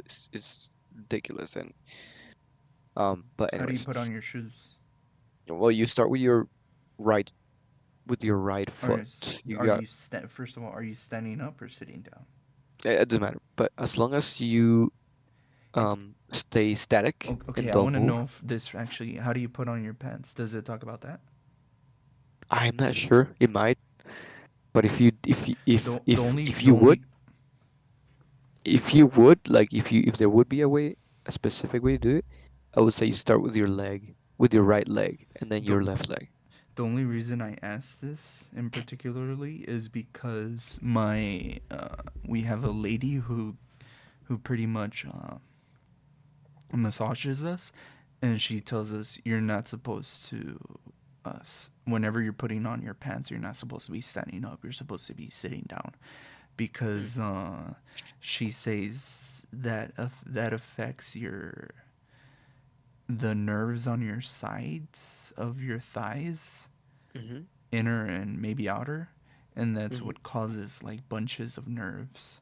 And that was Mm-hmm. pretty interesting information. Other than that, she also said you're supposed to wear Crocs because whenever we walk, Mm-hmm. our sandals are supposed to be like attached to us. Anyways, that was interesting to me, and I was just wondering if the No, no, Quran. you're No, good. No, no, it doesn't talk about it. It's not. okay, It doesn't go that deep. But and I don't know if it talks about putting on your pants because of the fact that it back in that era they actually didn't wear pants unless it was like for some specific purpose, like war, for example. They you would wear some sort of like trousers for combat. But people generally didn't wear pants. They were like long robes basically because of the climate. You need ventilation. So yeah. um, but no, like you put on your shoes starting with your right foot and you say Bismillah before you put the foot inside the shoe. You have to say Bismillah What does that mean? because Bismillah it just means in the name of Allah. That's it. In the name of God. That's all it is. That's all it means. And Okay. basically, what this does is it prevents you from putting on your shoe while there is a jinn or demon occupying the shoe. Because if you do put on your shoe while there's a demon occupying that shoe or wearing that shoe, then the demon's gonna be with you all day. You don't want that, obviously. So you say Bismillah, you put on the right foot inside and then the left foot. And to take them off, you take off the left foot first. Say Bismillah before you take it off. Say Bismillah, take off the left shoe, and then take off the right shoe. Because that way you prevent from any demon or jinn from occupying your shoe while you're not wearing it. Whoops. Because jinns have only one leg and it's a right leg. Hmm. Yeah, I don't know, man. This is it's what they have in the hadith. So, um, anyway, so what were we talking about before we went on this weird tangent?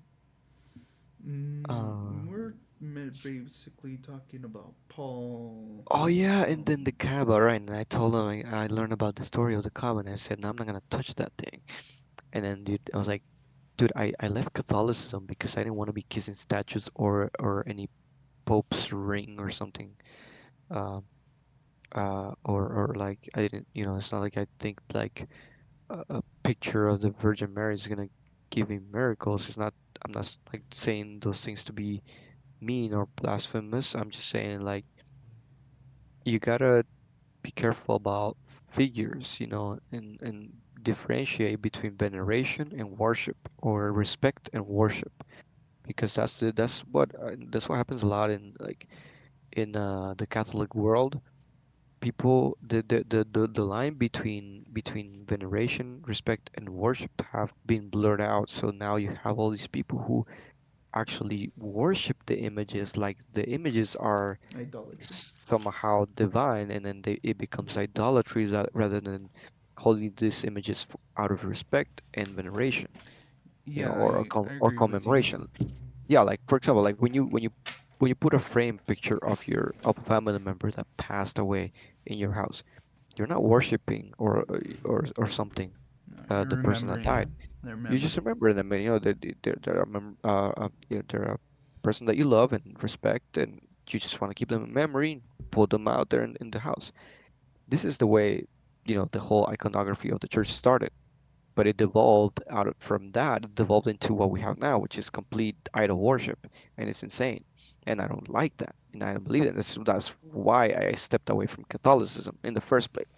So when and then becoming a Muslim like about a year and a half into it, someone tells me about the Kaaba and the stone. I'm like, I'm not touching that, dude. That's literally idolatry. That's like, dude, I'm surprised you if didn't know about the stone. I thought you no, did. I didn't know about the stone before I became a Muslim. I knew that there was a black box in that they that it was important to them. I just didn't know the significance of the black box, right? Hmm. Hmm. And the stone. And so when they told me about it, I'm like, dude, I'm not touching that or kissing that or pointing at it or anything.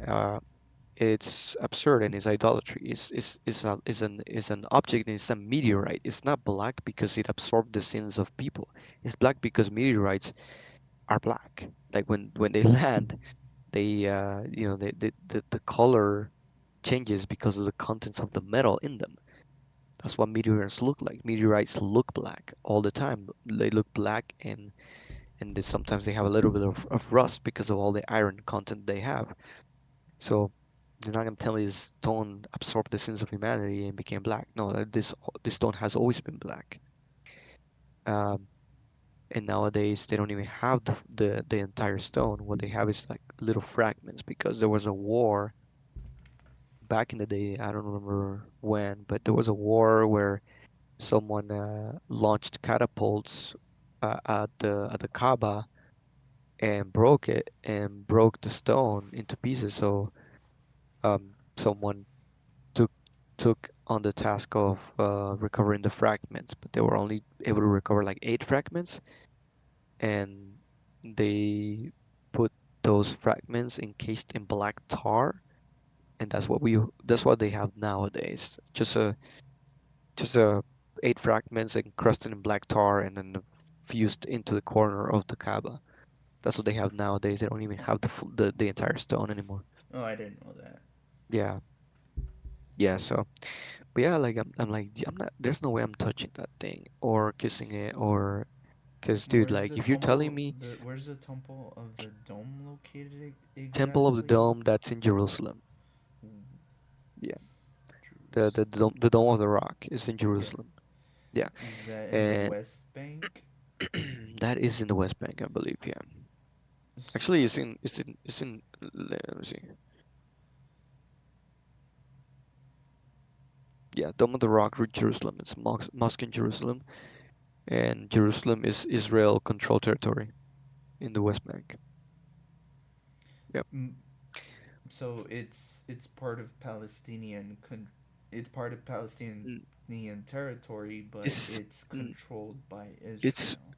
it's controlled by Oh, Israel. the The rock. land is I see. controlled by Israel, but it's Palestine. Yeah, and it's slowly not becoming Palestine anymore because the Israel is actually gaining more control and more control. They're starting to completely take control of the West Bank. There's almost no Palestinian. territory left in the West Bank. It's like probably like in the map, it only looks like dots, and they're actually beginning to demolish churches too, or bomb churches, not just mosques. Wait, but they're not at war with the West Bank. It doesn't matter because it has never been about Hamas. It has always been about land grab. It's never been about Hamas. I mean, Israel was the one who propped up Hamas and funded Hamas initially so that they can have someone to someone to oppose the the more secular people that live in the West Bank, and then that divided the Palestinian people between the West Bank and Gaza. And that's what we have today. And then you have Gaza, which was Hamas controlled, and then you have the West Bank, which was uh, Israeli control with a few Palestinian politicians who served as you know representatives, but they really don't do anything. They just are there. Uh, I don't know, for for for uh, for looks, for optics. Basically, they're just there to look cool, to look professional in a suit. That's all it is. But they don't do anything. Um, but yeah, man. And uh, so yeah, that's when I found out about the Kaaba, and ever since then I've been like, since that time when they told me about the Kaaba and kissing the Kaaba, that's when I started having a lot of conflicting thoughts. Because one of the big arguments that Muslim da'is, meaning the Muslim missionaries, pose against Christians is that they worship the cross or they worship Jesus, and especially the Catholics, they worship the Virgin Mary or they Yeah, worship Jesus yeah, Christ and they yeah, worship the saints. This is a yeah, big, big, big argument that they have, right? and that's But valid. they don't see they don't see they don't see The irony how that that can be okay, easily turned around on them yeah, with the black stone in Mecca. yeah, but And something I want to say with sorry, go on. no, that's it. All right, something I want to say about that is yeah, that's very correct. But when it comes to Muslims, I don't know if they read the Bible or not when they make that statement. But they are correct that Christians do worship like the cross. They have pictures of Virgin Mary. They have Well, but pictures like of I said, having saints pictures doesn't mean that or you worship it. The or problem is that the church has devolved into that. mhm. But the Old Testament obviously says you're not supposed to worship like these idols, Yeah. where be it the cross or um, Yeah, Virgin and that, yeah, Mary. and that's a problem. That's a big problem. Like, And that's one part. But the second part that I wanted to stress too, mhm. that's the Old Testament. That was in Moses' time. Moses got pissed off, and God got pissed off when he noticed Israelites were worshiping a boar statue made of gold that they made. Aaron made. Yeah, Cause because they were being stupid. Like, I don't know. He was like, I don't know what I don't know what to do, man. They just want me to build a statue. yeah. Um, and the other thing I wanted to mention is that you're not supposed to worship an angel. And there's a lot of Christian denominations that worship angels, like I'm assuming Mary in their history books or in their sayings became an angel too, as well as other angels. But you're not supposed to worship angels according to an angel when he came down to talk to a human, and this human got down to bow to him or something like that. Yeah, And the angel told him, "No, you're not supposed to do that. You're only yeah. supposed to do that to Jehovah or God. I'm just a messenger." And that was very very interesting for me to read that. I don't know if you've seen that verse in the Bible. No, I mean I've seen verses, similar verses, obviously, but not that specific one with the angel telling a human not to worship angels. But but yeah, no, like there's obviously there's denominations of. I mean, in Mexico, for example, I've met Mexicans who have saints, saints that protect and give blessings to the cartels because the cartel has the cartels in Mexico have a patron saint, which is the patron saint of marijuana. I don't know how they arrived at that conclusion, and it's not canon. Also, the church doesn't recognize this saint, but they made it, and you could find many Mexicans who are Catholic Mexicans, um, who have sometimes they're carrying this little picture of a man on their necks, and then you ask them like, who is this guy? And it's Saint something something, and then you ask them about who he is, and like, oh, he's a patron saint of marijuana. I'm like, no, he's the one who the cartels pray to this guy. Like, why are you wearing it? You know, You might want to write this down real quick. Revelations 22 hold up, 8 Revelations 22, 8, 8 and 9. It 8 and 9. says, "While I, John, was the one hearing and seeing these things, when I heard and saw them, I fell down to worship at the feet of the angel who had been showing me these things. But he tells me, 'Be careful. Do not do that. I am only a fellow slave of you and of your brothers, the prophets, and of those Fellow slave with you, mm, of because you.'" he My of version you. says yes. Yes, of you. That's weird because why would the angel be a slave to John? It's probably a mistranslation, but whatever. Mm, could be, or could be that it's maybe not relevant. I don't know, or Who knows? something like Yeah, that. I mean it does change the theology of it. Yeah. "And So it of says your brothers, the prophets, and mhm, of those observing the words of this scroll, worship God." Not me, not angels, yeah, but worship God. yeah. This the I just googled it up and I got the new international translation, the new What international does it say? version. That's the one that came up first. So I clicked on it. Basically, it says the exact same thing except uh, uh, on verse 9 it says, but he said to me, don't do that. I am a fellow servant with you and with your fellow prophets, which makes Mm, more sense because the angel is a servant of God, not of the prophets, or any of the yeah any of mm, basically the prophets or the apostles. So and with all who keep the words of this scroll worship God. That's all it says. But I mean, yeah, I know what you're saying. That's really good. yeah, I'm gonna say and this. I'm gonna save this in my app. this is a verse that these two are the verses I use to contend different types of Christians when Yeah, they I don't know worship many. I don't know many Christians that worship angels, like angels. worship angels. I know that some Catholics pray to angels for. Um, That's a I mean, form and you of see worship. this. This is mainly like I've seen it mainly in the military. Um, Do you you remember pray. what Satan asked for Jesus?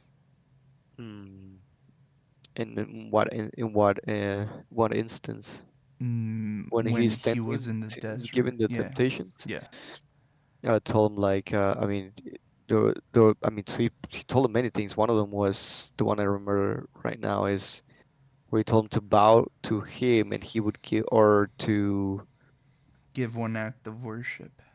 yeah give one act of worship to him and he would give him the kingdoms of earth or something like that. Yes, the kingdoms of the world. Yeah, Yeah, yeah. something like that. And then he said no, obviously. And then there's the other instance where he's like, okay, throw yourself upon these rocks because if you're the son of God, God will protect you no matter what. And then the devil actually quotes the scriptures where he says that God will not allow any of his servants to die, or something like that. I don't remember. But then obviously Jesus says no. Um, yeah, no. It's funny that you bring up this verse. We'll talk about it in a bit. But I just wanted to tell you about that story. Hold up. Let me. By the way, hold up. Let me give me a second. Let me save this verse real quick. The one about the angel, because that's pretty dope. Matthew I 4 like. I 9. like it. No, no, no. The Revelations one. Hold No, up. yeah, yeah. But I'm talking about Matthew 4 9. 22. Yeah, it's a pretty good material right here, man. These are the Cause type of verses that, like, stick in my head.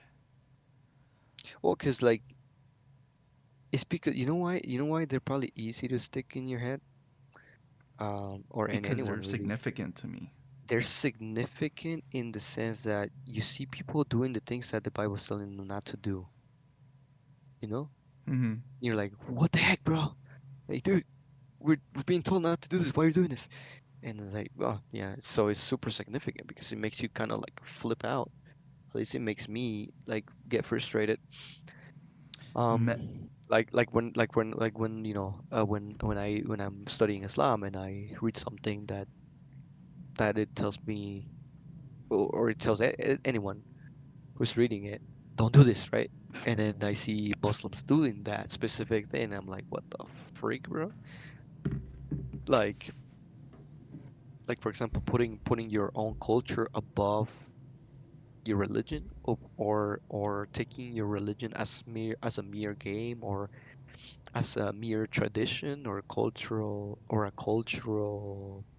phenomena. Meaning, for example, like right now it's Ramadan, right? It's yeah. Ramadan right now, and so a lot of Muslims only go to the mosque on Fridays, but only on the Fridays during Ramadan. Every other Friday throughout the year, they're gone. They're disappeared. They're nowhere to be seen. And the day That's where you funny. see even more Muslims, the day when you see even more Muslims is during the Eid, which is the final day of the fasting, and is a day of feasting, where people just eat till until their mouth is full, and they have indulged completely in all sorts of gluttony. So Hmm. and yeah, during this feast is when you see even more Muslims than even before. Even more Muslims than you saw throughout Ramadan, you will see them during the feast. I mean, I've had cases where I go to the mosque and go to the feast, and I cannot park. There's no parking, so you have to park blocks away from the mosque because and walk to the mosque. Blocks. Yeah, like block. Like I'm not saying like 5 blocks. Obviously, that's insane, but like 2 or 3 blocks away from the mosque is generally common, and you would have to walk a little bit to the mosque because the freaking parking lot is filled. But every other day throughout the year, bro, you can park horizontally and occupy 3 parking spots, and there's still room for like plenty of people because no one actually goes. There's only like a group of 20, 20, 30 people. Then 30 is probably even too much, actually. Yeah, 20, I would say 20 and under. Around 20 and under is the usual count that I've seen. And not including the kids, because these people that go there usually bring their kids so they can, grow into the faith like that. So yeah, so like, and then there's things that uh the hadith or the Quran tells you to do as a Muslim, but the Muslims just don't want to do them because they just don't like those things. So um, yeah, so it's So, funny. It's irritating. so another verse that I wanted to mention to you, you may or may not want to It's note this Matthew, one you said? down. Yeah. Matthew 4. Matthew 4. 9. This is what Or you were no, talking about. I've read it. No, maybe not. All this I will give you, he said, if you will bow down and worship. Yes, that's what I was referring to. Hmm. I'm gonna save this because I need it for later, for the cake. So you were saying these other Christians they pray or they bow down to these patron No, no, no, saints, no, no, no. Give me a second. or what I'll was the tell you a little wording? bit. Let me just save this verse because I'm highlighting it. What I do is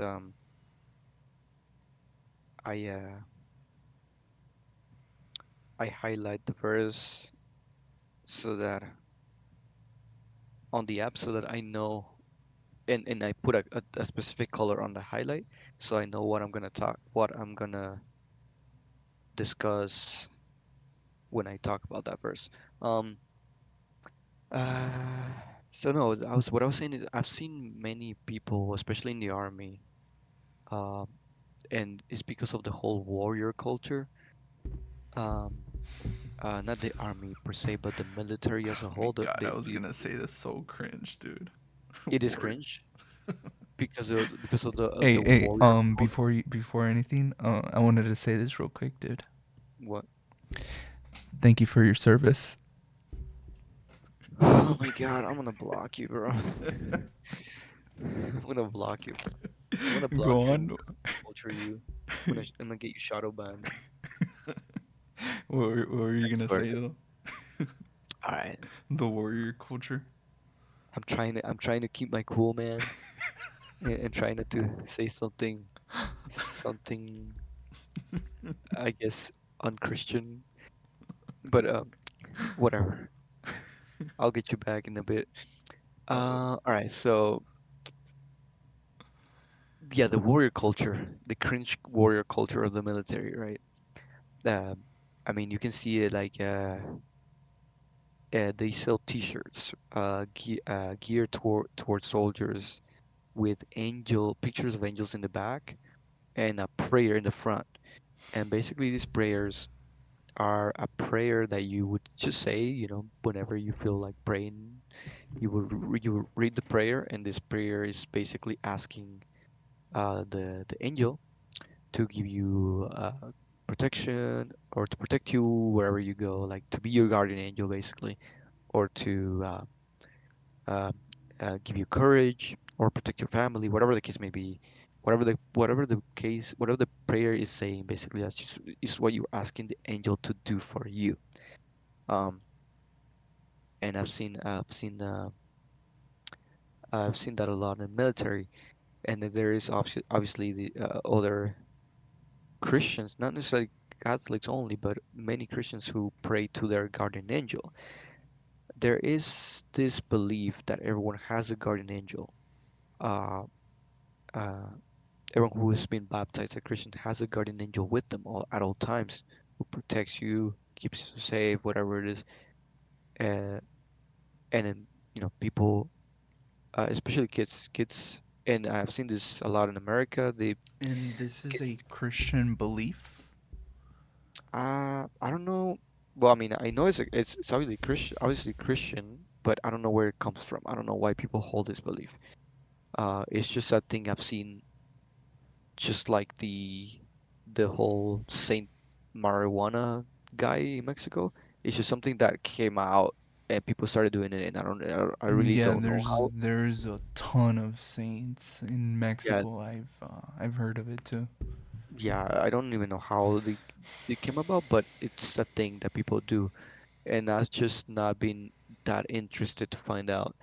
So I still I don't think I know kind of know. So about the saints or the angels. about the saints. What do you think? So I don't know if you know, but this was one of the recruitment practices for the Taliban. Oh, Um, okay. yeah. So they started telling them like other stuff that is probably not in the Quran, Mhm. and it was specifically geared towards them, like to get them to fight and give their lives for the cause. So, Yeah, in a so similar sense, I'm assuming these saints, these narcos, are doing the same with the Mexicans and mm, whoever else is a narco, to mhm. get them to join the cause and die for something I mean worthy. that makes sense. That makes sense. That makes sense actually because I mean Mexican population is super Catholic, dude.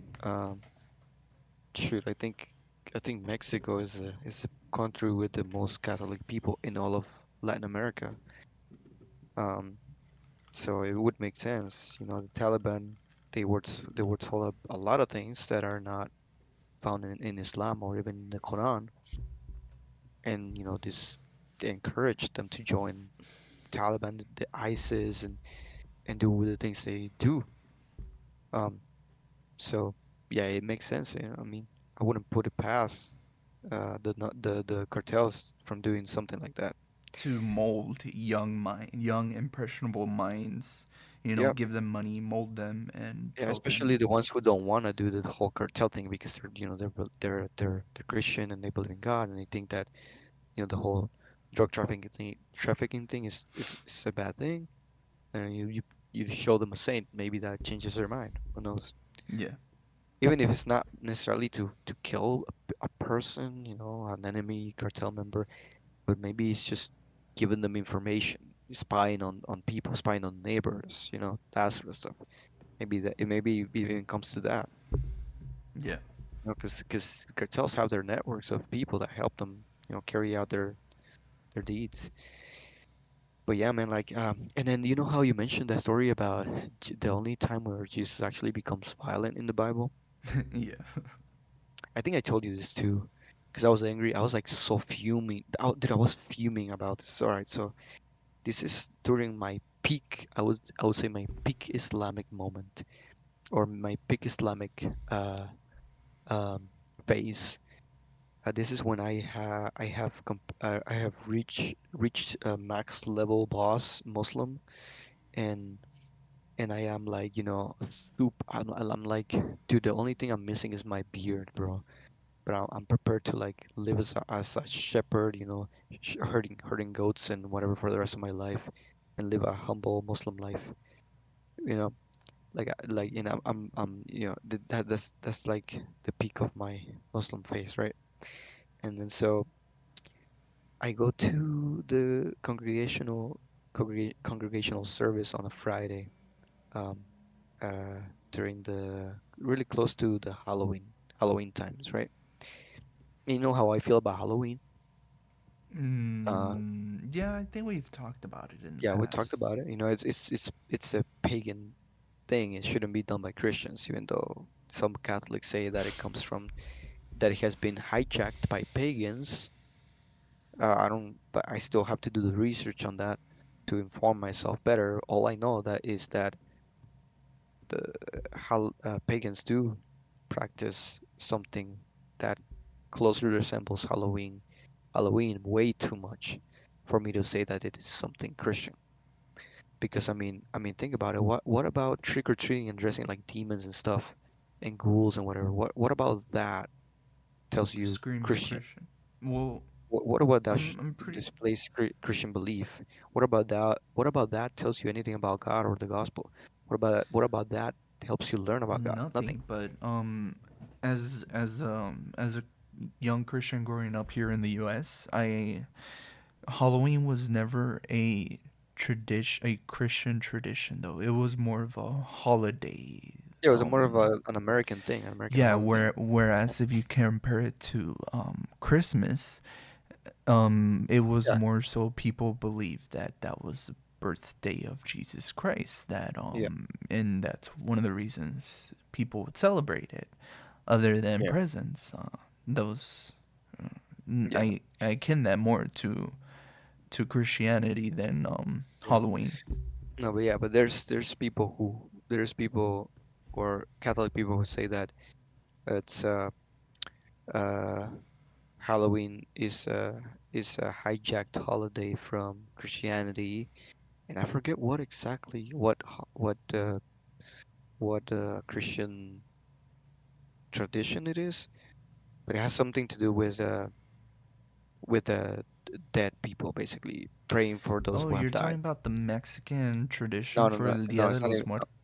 No, it's not even that. It's not even so. Dia de los Muertos is something that was adapted from the Catholic tradition about uh that is very similar, Day of the Dead or something like that. But As a it's Mexican, very. it's funny because I don't really know anything about anything I really know about the Day of the Dead. I know a little bit because my ex she told me a little bit about it. Basically, it is a day to commemorate the people who have died in your family, and you build Mm. a little altar in your house.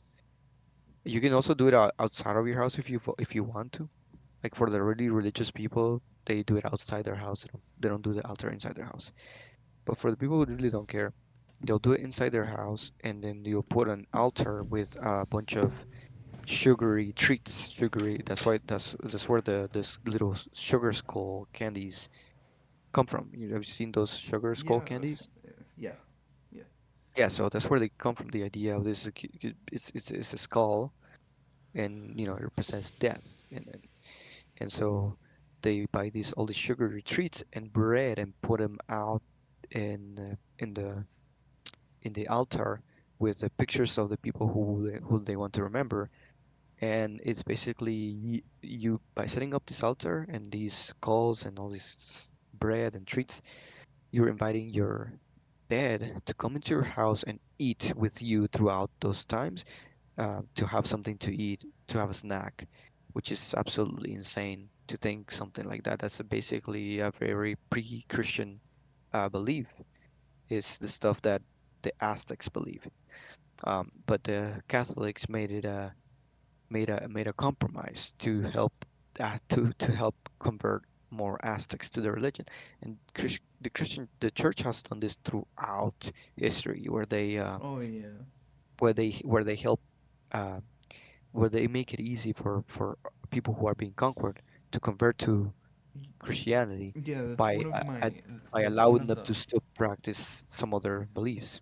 That's one of the arguments I have heard before with regards to the Trinity is that they wanted to convert pagans. I forgot which pagans and where in the world Mhm. to become Christian, and I think I've told you this in the past before.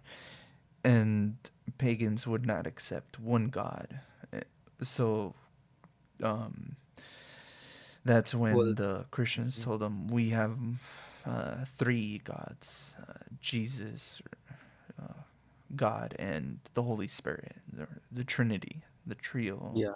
So Well, we are yeah, no, pagans like you, or something like that. I've yeah, heard no. that That's story before.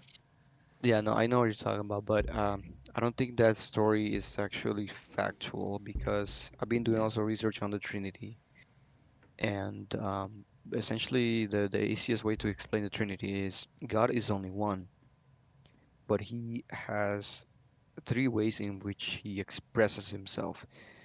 The supreme being, which is Jehovah, as is known, Jehovah, Yahweh, God, Elohim. And then there's the Holy Spirit, which is basically like a medium with which he imbues uh, power or inspiration upon people like prophets. And then Jesus Christ, which is uh, his human incarnate expression or state or um, um, nature. And but all of them are one and the same. They're just different expressions of the same being. Obviously, Jehovah cannot transfigure himself into our world because he is too grand for that for that uh, for that feat. If he did, he would destroy the universe. So instead, he uses mediums like the Holy Spirit and Jesus, and this is how Trinitarians explain the Trinity. But they're just it's still one God. It's just different ways of expressing or this portraying himself to people. And Jesus, the reason, for example, like one argument that people can give against the Trinity is like, okay, well, why did God need to become a human and in order to come into the world and talk to us? When before in the past in the Old Testament we have instances where God comes as a cloud or a fiery bush without the need to become a human, and he Not, speaks to his not prophets. even that. He um to Adam and Eve, he appeared in the garden. Yeah, but that's It different. doesn't Uh, say specifically in what way, but yeah, exactly, but it's different. It doesn't say like he was there in his actual ultimate physical or whatever form he actually has or would take. It just says that he appeared to them, and it could have been in any form. It could have been as a light. It could have been as a cloud. We don't know, but that's what I'm saying. In the Old Testament, you have many instances, especially in that was a good one too. We don't even know what form he took, but he appeared to them, right in the garden. in in Sure. when it came to the Israelites, Mm-hmm. and they were making a sacrifice. I think it was probably the first. I could be wrong about this. It's probably Mm-hmm. the first ever sacrifice they made to Jehovah, their Mm-hmm. God, and it was meat and Mm-hmm. like fat and I forgot what else, but Mm-hmm. And they basically burned it. they burned it, and the smell was appetizing, and they all freaked out because it says he something akin to he was there and he started devouring the or eating the food Something and akin to what? You don't remember akin exactly? to, I can find the verse. Sure, sure. Go ahead. And so, yeah, so like, this is a good argument that people can make about like why did he need to become human specifically, and why does Jesus need to be God?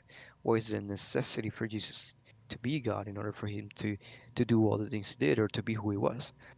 So it's an argument, but essentially, the Trinity, if actually understood, is not that these three beings are three different gods, and then you can just be a Christian, but by only worshiping Jesus and forgetting about the Holy Spirit and God Jehovah Elohim, or just worshiping God Elohim Jehovah and forgetting about the Holy Spirit and Jesus, or just going to the Holy Spirit and forgetting about the other two, Jesus and God. It's not like you can choose one of the three as you know all three of them being three different gods. Is that they're all one, just three expressions of the same being, or three forms of the same being. That's the most basic way I could explain it because I'm still doing some research on it. But yeah, no. So the whole idea that that they use the Trinity to convince pagans is false, and it wouldn't work either because they're pagans who converted to Christianity, none of them had a belief system like the Trinity. None of them believed that they had three gods that were actually essentially one, but there were three parts of that one. I mean, if you go to the Nordic pagans who became Christians, the Vikings, they have many different gods, but they had one supreme god, which was the ruler of all the gods, which was Odin, and then under him was Thor, and they have a triquetra, which is Thor, Freya, and Odin. It's a triquetra, but it's not that these three work in tandem, work together, or that they're necessarily needed to be worshipped all at the same time. It's just that they are the family, they are the holy family basically. With Odin being the father of Thor and Freya being the mother of Thor, and Thor being the offspring of these two. They are holy triquetra. They are holy. They're the holy family of the Nordic pantheon, but they're not really a trinity. So that couldn't work as an example to replace that triquetra with the Trinity. It wouldn't work because you would need the three actual gods, and the Holy Spirit I mean, there's no in the Trinity. There's no female who is the mother of the God of of uh, of Christ, for example. I mean, yeah, you can claim people use Mary. Mary, but the problem is that Mary is not part of the Trinity, and she is not seen as God or close to God. She's just, the mother of Christ. That's it. Um, but she's not part of the Trinity. Now, um, when it comes to the Romans basically abandoned their uh, pagan tradition slowly. Obviously, they didn't become all Christian overnight. There was resistance and there was compromise, but it wasn't that they replaced the Trinity with some sort of pagan Trinity in the Roman pantheon. Because if you study the Roman pantheon, there is no Trinity. There's just the supreme being um, uh, Jupiter, who is the king of all the gods of the Roman pantheon, and his constant adversary, which is Saturn, and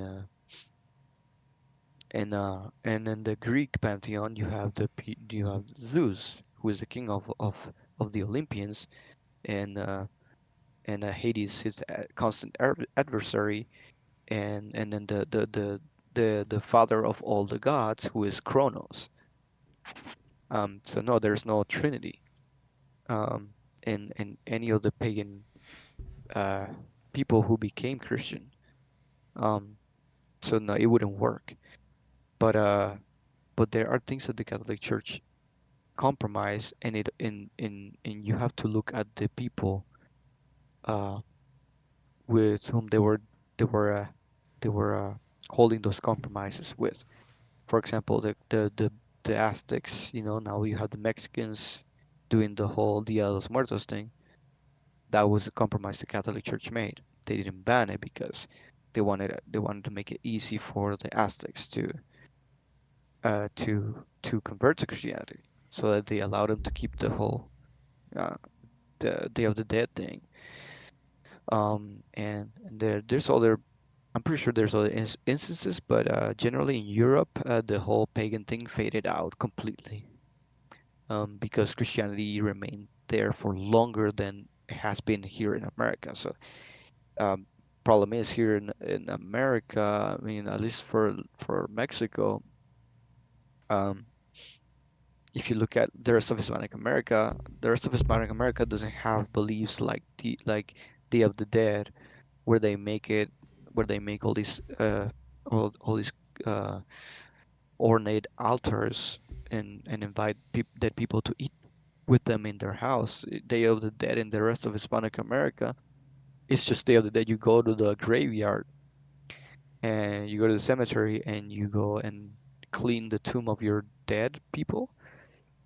You clean it, you decorate it with flowers, you know tell stories about their lives, and you say a prayer for God to keep their soul at peace, and you leave. That's it. That's Day of the Dead in the rest of Hispanic America. It's very simple, and it's not doesn't focus on any of the or the whole pre-Christian idea of Day of the Dead. So yeah, the whole pagan thing, pagan argument for the Trinity doesn't work. I would say it works more uh, with the whole um, idea of the saints, but even that is problematic because saints are not equal um, to the gods of the pagan Romans or the Greeks, because the pagan Romans, Their uh, creators, they created like, yeah, they had things which they had dominion over some things. Like for yeah, example, Ra. they had He's uh, the well, godson. yeah, that's the Egyptians. But I'm saying, like, for example, you had the god of war in the Roman pantheon. You have the god of war, which was Ares. You had the god of the underworld, which was Hades. You have the god that's Greek, but it would be Jupiter in Rome. You have the king of the gods, which was Jupiter. You had Poseidon, or what do they call him? Neptune in Rome. It would be Neptune, and these gods had dominion over the natural forces of the earth. So there were myths that were inspired by the natural forces of the earth because they didn't know how to explain these things, and also they didn't care to spend too much time thinking about it. They rather focused more on philosophy and mathematics and economics than things like, oh, how do the waves work, like they didn't care at that time. It wasn't relevant for them to try to understand those things. Now it is relevant for us to understand the sea because we use it to navigate. We have submarines, we have things under the sea. We run natural gas pipes, electrical wires under the ocean. A lot of stuff that is necessary for us to understand the ocean nowadays. Before, we didn't care.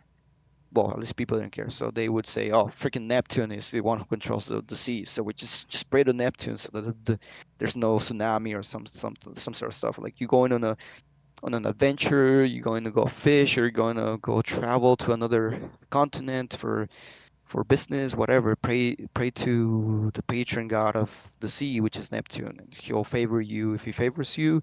If not, he'll claim your life, and now you're with Neptune, and now you're one of his warriors or whatever. But yeah, so that's the way the Roman pantheon worked. And the saints don't work the same way. They become saints. They were not born saints. They become saints because of deeds that they performed while they were alive or after they were alive. And a lot of the saints that we have nowadays are martyrs, people who died because of their faith, of their convictions on Christianity. They were killed by, you know, people who were fighting against Christians at that time, Jews, Muslims, Vikings, you name it. A lot of saints that we have nowadays, they were just martyrs, and um, a lot of the times, for example, like actually, yesterday, not yesterday, but 2 nights ago, someone was telling me about the story about a young man who died of leukemia. He was a computer programmer, but he would he had like a YouTube channel or something where he would talk about um, Catholic um, theology, right?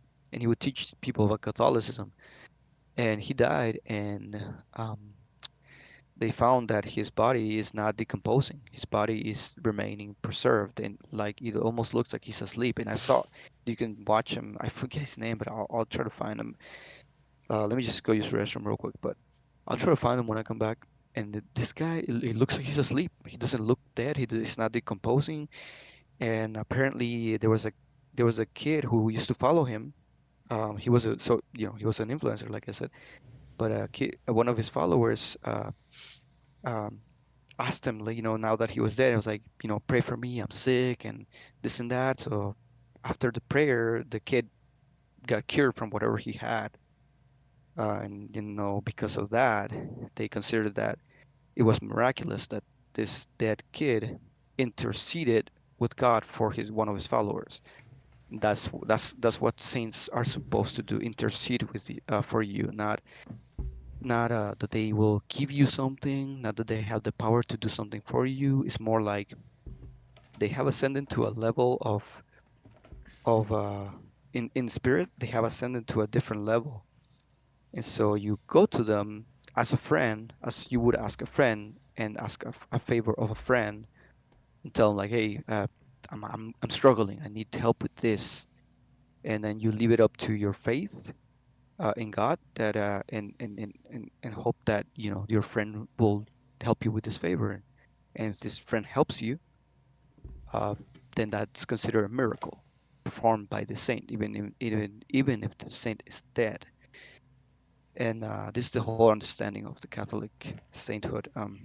Uh, that's how they become saints. Basically, they have to perform a miracle of some kind, and that's why people pray to saints. It's not that they're praying to the saint per se to uh To give them to worship. grant them anything. Yeah, it's not like essential worship. It's just like asking Did intercession. did did Jesus ever say, "Pray to me too"?